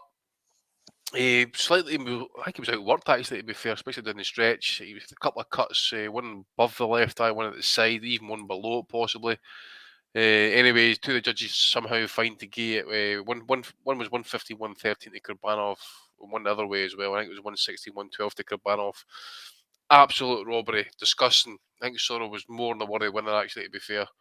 Kurbanov just he had his moments in that as well. A bit like John Ryder last night actually. You know, he step inside, have a few digs, but really nothing that was really kind of like phasing. So again, Soro was the same, mate. And the same goes for Big Tischenko, the big cruiserweight. You know, that Yves Ngabu. Who's it? He fought in Britain. Who was it? Was it Okoli that he fought? Yeah. Aye. He got robbed as well, Ngabu, actually. Especially down the latter half of the fight. He'd hurt, especially even wobbled Tischenko a little bit. I says the reason I watched this card is because when I looked at the Sky card, I said, I ain't watching that shit. And there was a couple of names in this card that I knew, so I stuck with it. Ngabu was, as I say, down the stretch, he cut Tischenko, usually a couple of minor cuts, over his face and that. And I thought he was kind of pitting, and the good work down the stretch, good success. I think he was breaking Tischenko's guard, landing the far cleaner shots, in my opinion, as well. 10 rounds, and two of the judges had it completely different. 98-92 to Tischenko, 99-91 to Ngabu. Absolute incredible. Even the locals were basically mortified. That's honestly, crazy, man, that is. They were like, what? Honestly, they weren't like booing or heckling that, but you could literally hear it. Like, they were like, what? Did you hear the scorecards? 98-92 times 2 to Tischenko, 99-91 to Ngabu. As I say, the audience or the fans, those that made the attendance on my side, avoid the fucking Russian draft so far. Yeah, they were gobsmacked. And I honestly, I had to actually double check the scorecards, because the guy did it in Russian and I'm sure it came out in English as well. And I thought I'd misheard it. I says that is the worst robbery of the weekend. So you got 3 robberies this weekend. Spark probably number 2. That was number 1. And you got Sorrow probably bringing up the rear, who again was probably slightly closer, but Sorrow definitely got robbed. Yeah, not the best look for boxing on a lot of fronts this weekend. It's almost as if it's getting a bad name. Yeah, almost. So yeah, I'm almost surprised that we've gone this far. Actually, I didn't think it was this late. So Bank holiday. You mean 522 episodes? Yeah. That 38 years on the planet, 2.5 hours in the show. There's a lot of ways we go with that, Steve. But rather than address this level of existentialism, why don't we just hand it to you for the Bellew of the week? Thank you very much, Matty. Bellew of the week, episode 522. Rob's here, Matty's here, Andy's here alongside me, Steve. We're not going to be going for much longer, hopefully, because with my weekend away, I've only got about, 9 or 10 Bellew of the week. See, I'm sure people have sent them to me. Thank you for that, but I haven't managed to get round to them. Too stressful. Too stressful. Go fuck yourselves. I'm sure there's some crackers out there, but they ain't here. Get a life. So we'll move on as best as we can. Starting off with Eduardo, the main man. You're talking to Mexico. You're talking to Mexico. all I needed was a Razor Ramon change in the toothpick in the mouth. Really, that's all I needed there. The greasy hair swept back. You're talking to Mexico. Okay, I'm reloaded. He got the top on, and there's the little crown as well. It's a double header. This one. Is that like King Caesar or something like that? Caesar the Emperor. Well, someone likened Eddie to CBBC favourite Mr. Tumble. I know anyone with young children will be aware of Mr. Tumble. And then I think it was Ryan Deal or Damo. And did a little. Tell you what, actually, right? Not to fucking digress from Bellew of the week, but he actually came across all right in the boxing news media interview that Rob Ben did with him, didn't he, in Mexico? It wasn't too bad. Like, he's all right, Ed. Even Ed. Aye, give Eddie a thumbs up. That's what I say. There he is with his t-shirt, loving life. Look at the fucking state of that. Look at Diamante on his phone. It is. It's probably a fucking Dolce Gabbana number, like, but seriously, like, fucking hell. You probably wear it like once or twice in that, eh? Probably 500 quid's worth, man. He'll throw it away. Looks like a young one's pajamas, so maybe he'll find some use for us down the line. He fucking should throw it away while he's fucking still wearing it. Jesus. Absolutely. No better segue or no worse segue, I'm afraid. A few people have said to me, you're going to be talking about this, and I'm saying, I don't really know, to be honest with you. But it's getting weirder and weirder. Tom Smith sent us this message. Sonny Edwards got involved. I know you mentioned the super chats before, Rob, on the certain Tyan Booth's channel. And as I've said before, whenever you have that kind of edgy comedy, you have to keep going to maintain the kind of edge. And I don't know, I think he's kind of slipped off the side of the flat earth now. Yeah, Jesus, slipped off the cracker there a wee bit, like. Not defending him by any stretch. I saw the clip. It looks like one of his listeners set him up like with a super chat comment. Then he bid on it, like when he was obviously like, but like, you know, it is. That's his thing. There's a line. He's definitely crossed it. Like, someone says that, something like that about your fucking, do you know what I mean? Like, honestly, like, you just fucking, there's certain shit you can't say. We all know it. Like, we censor ourselves here because we're trying to basically make as much money as we can. And it still doesn't work. Rob, what, you got a spoon or a fucking ladle? So yeah, I think like just that whole fucking world is dangerous, and then like as well as that, like, you know, you come for people are going to come for your back and all. It's just be safe. That's all I'd say. Yeah, be safe. Hi, BC, literally, man. Fucking sleep with one eye open. Fuck. Jordan Hilton put a funny one up on Twitter. A spoof tweet, and if you saw this one, Andy, he says, "Can't believe Tony Bellew has just been on TalkSport defending the Ty and Brick video, saying it's just a bit of light-hearted banter, and Tyan is one of the lads." I seen that. Before, I didn't even comment because I said to myself, I'm not want to get bit on this one. Like, there's just certain things you just can't go near, and you Good can't talk satire, about. man. Cook's going to be fucking raging though, man. Eh? You'd be fucking you'd fucking crack. I wouldn't blame Coogan for any kind of reaction in that situation, honestly. Like, I mean, fuck me. Coogan will be like Prince Patel levels just now, man. I'll cave your fucking head in. Honestly, no, seriously, you got every right, man. You can't say shit like that, for fuck's sake. I'd say he probably has a few people that he could phone about it. Aye. Good bunch of lads. Great bunch of lads. Here we are, Andy. You just sent this one on to me. Yeah, title watch. Straight in there. There it is. Poverty Brexit belt. There it is. Aye. Surprised Sky letting this slide, wasn't it? A while ago, they said, "Oh no, we haven't none more of these bullshit belts." Although Ben Shalom wants it, he gets what he wants. Listen, the WBU couldn't stand the test of time, mate. This title stood up the last 10 years, even without a champion. That's longevity, mate. Only the best of the best can get this belt. It's not for everybody, you know. Former vacant champ. Didn't belt anybody, you know. Sonny D, he's in the chat earlier on. Teacher Sonny D sending me this from Fat Dan, and down at the bottom of the screen there, the Skinny Food Company. Brilliant partnership there. Even Ricky Hatton's laughing in the background. He says, "It's the obvious choice, obviously." Yeah, Ricky Hatton's the other ambassador. Shortest email ever from one of your advertisers. We want our money back. Tremendous. Fuck him. What's he up to these days, Fat Dan? You don't hear much from him. He's left ESPN now, hasn't he? I think he's doing a bit of freelance, mate. And to be fair, let me say something about Dan.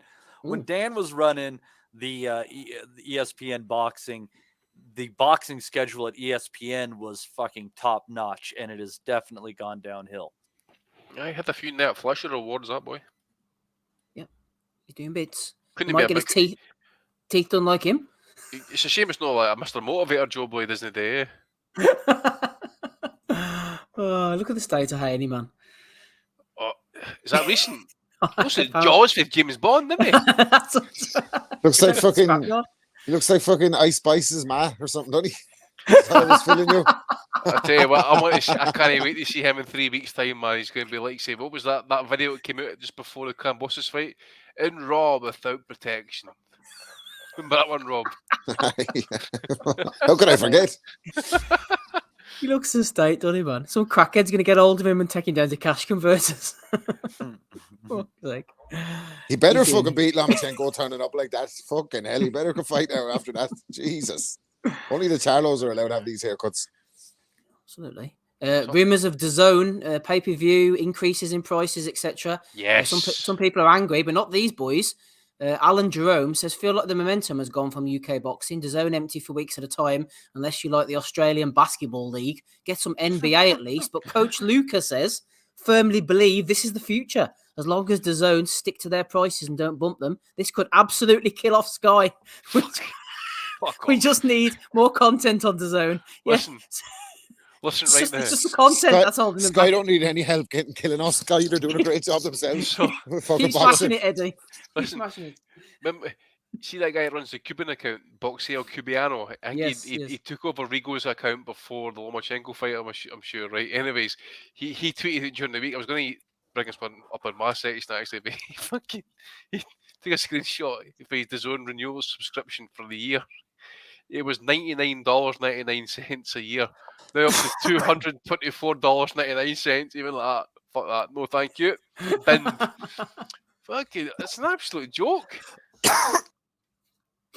What do you think, Matty? As a DAZN subscriber, are you happy with the direction it's going in currently? I am very displeased. Oh. Say no more about that. Are you keeping it, Matty? If you're a real hardcore, you won't pay for fights. You just join Patreon, pay for podcasts. That's the way it's going. That's the way it's going. I'll put it this simply. unless you guys actually plan on sitting down and watching all the fights that I watch over the weekend, then yeah, I got to keep DAZN because one of us has to have an opinion on it. Oh, hang on. To be fair, usually we would. No, you do okay. I'm talking to these other buttholes, Steve. You and me got a good thing going. They're buttholes. That's my nomination. You guys for being buttholes. Mrs. Jones. Talking about holes. Did you know chick with the last name Jones, he looks like Jones? Rigby there, doesn't he? What? Rigby. Rigby. Was that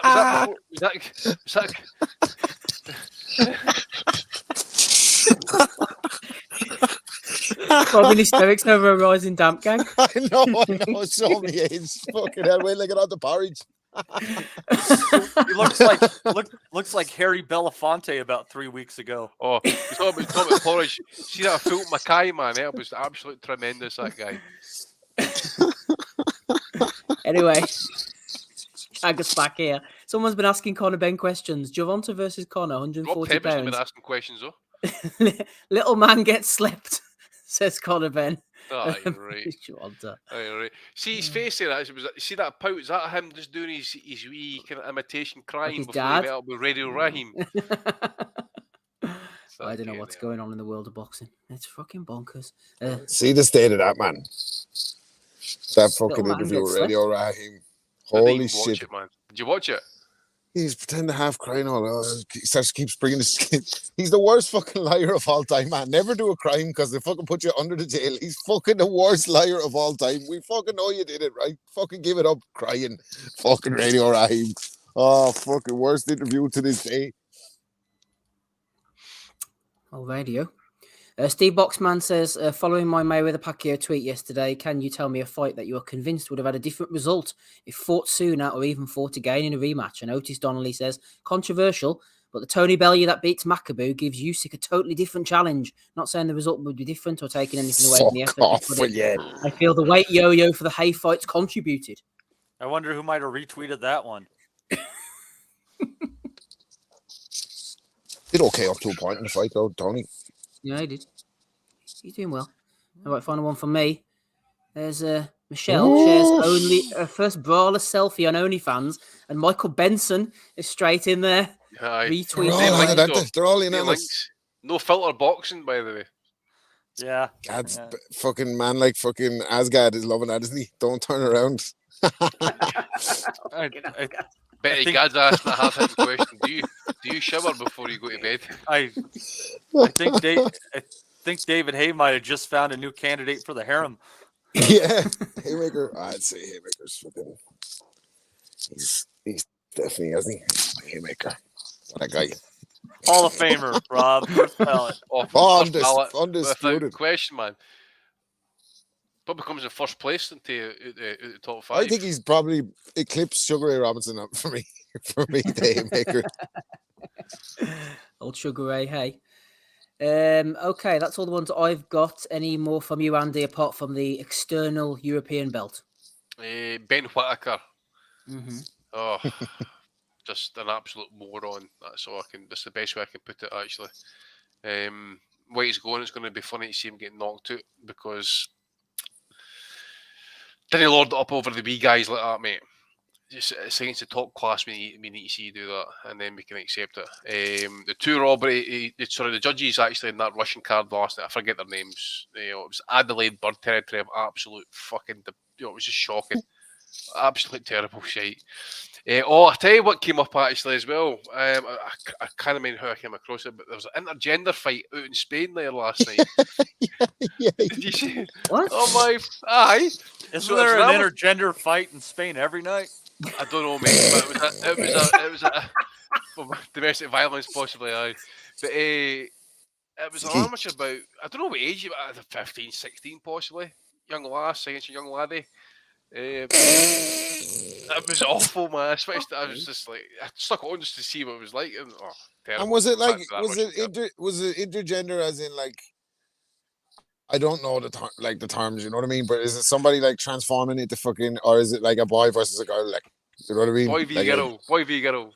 Boy v girl, but no Best, funny, but- like no funky shit. Yeah, No, I don't think so. Anyway, I know. it's I like don't what know. Andy It Kaufman could- did in the it 70s could with be- wrestling. They could identify as a fucking toilet brush for all. But that's what I'm wondering. Is it a boy who's like is in a girls' tournament, but it's a boy identified as a girl, so he gets to fight in a girls' tournament and fight the girl, or is it like we're having a boy versus girl? See, these are the questions that need to get answered. This is it. That's what you need at 22:11 on fucking Sunday night. You know what I mean?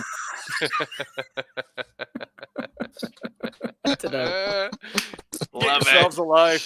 Fucking bosh. I don't think the people who are going to be offended MJP. are going to be listening to us, though. So you're all right.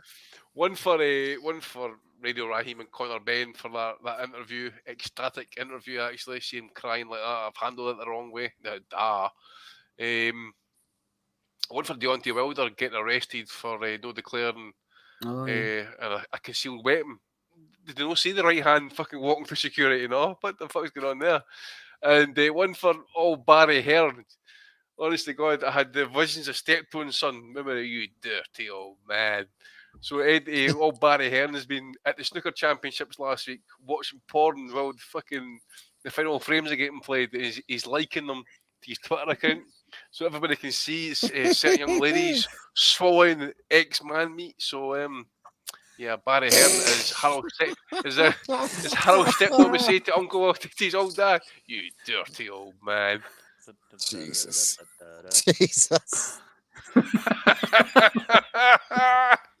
Oh, you need that. Someone said Baz's. Was it Baz's.com or something? Yeah, Bosch is right, Steve. Fucking MJP's been on the screen for about 45 seconds. There's a lot of boshing going on in that chat, I'd say. Sorry. Bosch. I wonder why the chat got so quiet. One of their hands was busy. Oh dear. Is that all of them from you, Andy? That's fine, mate. Aye. Good stuff. Matty, anything from you, please? Dominic threw this in the chat. He said, Belly of the Week nomination for Johnny Nelson, who said this week that he always thinks of Boatsy as being very Evander Holyfield-esque. On the juice. Ooh, Yeah. Okay, thank you. Rob, anything from you, please? Yeah, Sandy Ryan said, fucking Sandy Ryan said, anybody trying to fucking DM me on Instagram, make sure that your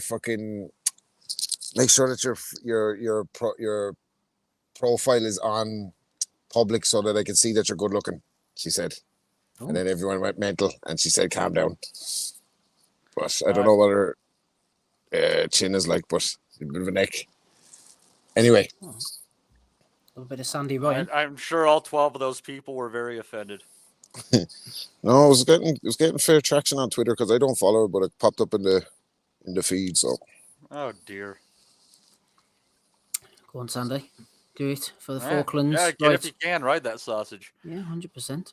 Okay, let's have a look what we got then, and then we'll make our picks and get out of here for tonight. We have Eddie Tumble with his shirt there and the belt as well, WBC belt, which was falling apart. We had Michelle Joy Phelps on OnlyFans. We had Otis Donnelly. We had Little Man Gets Slept. We had Coach Luca. We had Old Jaws there. We had Fat Dan. We had the Eurasian title. And then the whole Tyann Booth fiasco, plus whatever the boys have thrown in as well. Andy, who are you going for? Episode 522. Well, I'm not going to go for Tyann Booth, mate. We'll leave it one aside. But I'm liking Barry Hearn, actually. It shows you there's all fucking dirt in the old dog yet, mate. You know what I'm saying? Still got a bit of lead in the old pencil, but looks at it. Wilder, strong as well, no declaring that right hand to security. oh yeah, Wilder, fucking hell. Jesus Christ. Apparently Wilder said, I'd rather be judged by 12 men than carried by 6. He's taking the law into his own hands. That's true. I'll maybe go with Ben, mate. Just this whole poor me situation. I think it's maybe kind of coming to knowledge now. Maybe cop a ban here, possibly. What the fuck is he doing, man? You know. So one for Conor Benn. One for Conor. What about you, Rob? Who are you going for this week? I can't remember. I can't really remember. I'm with who was going for? It wasn't Dan, was it? It wasn't Dan, no. Did I know? Oh, was that? Oh, yeah, it was Haney. It was Haney with the hair. Yeah. It was Haney. Haney. Ice Spice. One for Connor, one for Haney. Matty, who are you going for? Yeah, we've given so many to Connor. I'll just give one to Haney to at least make it a tie. Okay, I'll go for Haney as well. Well done, Devon.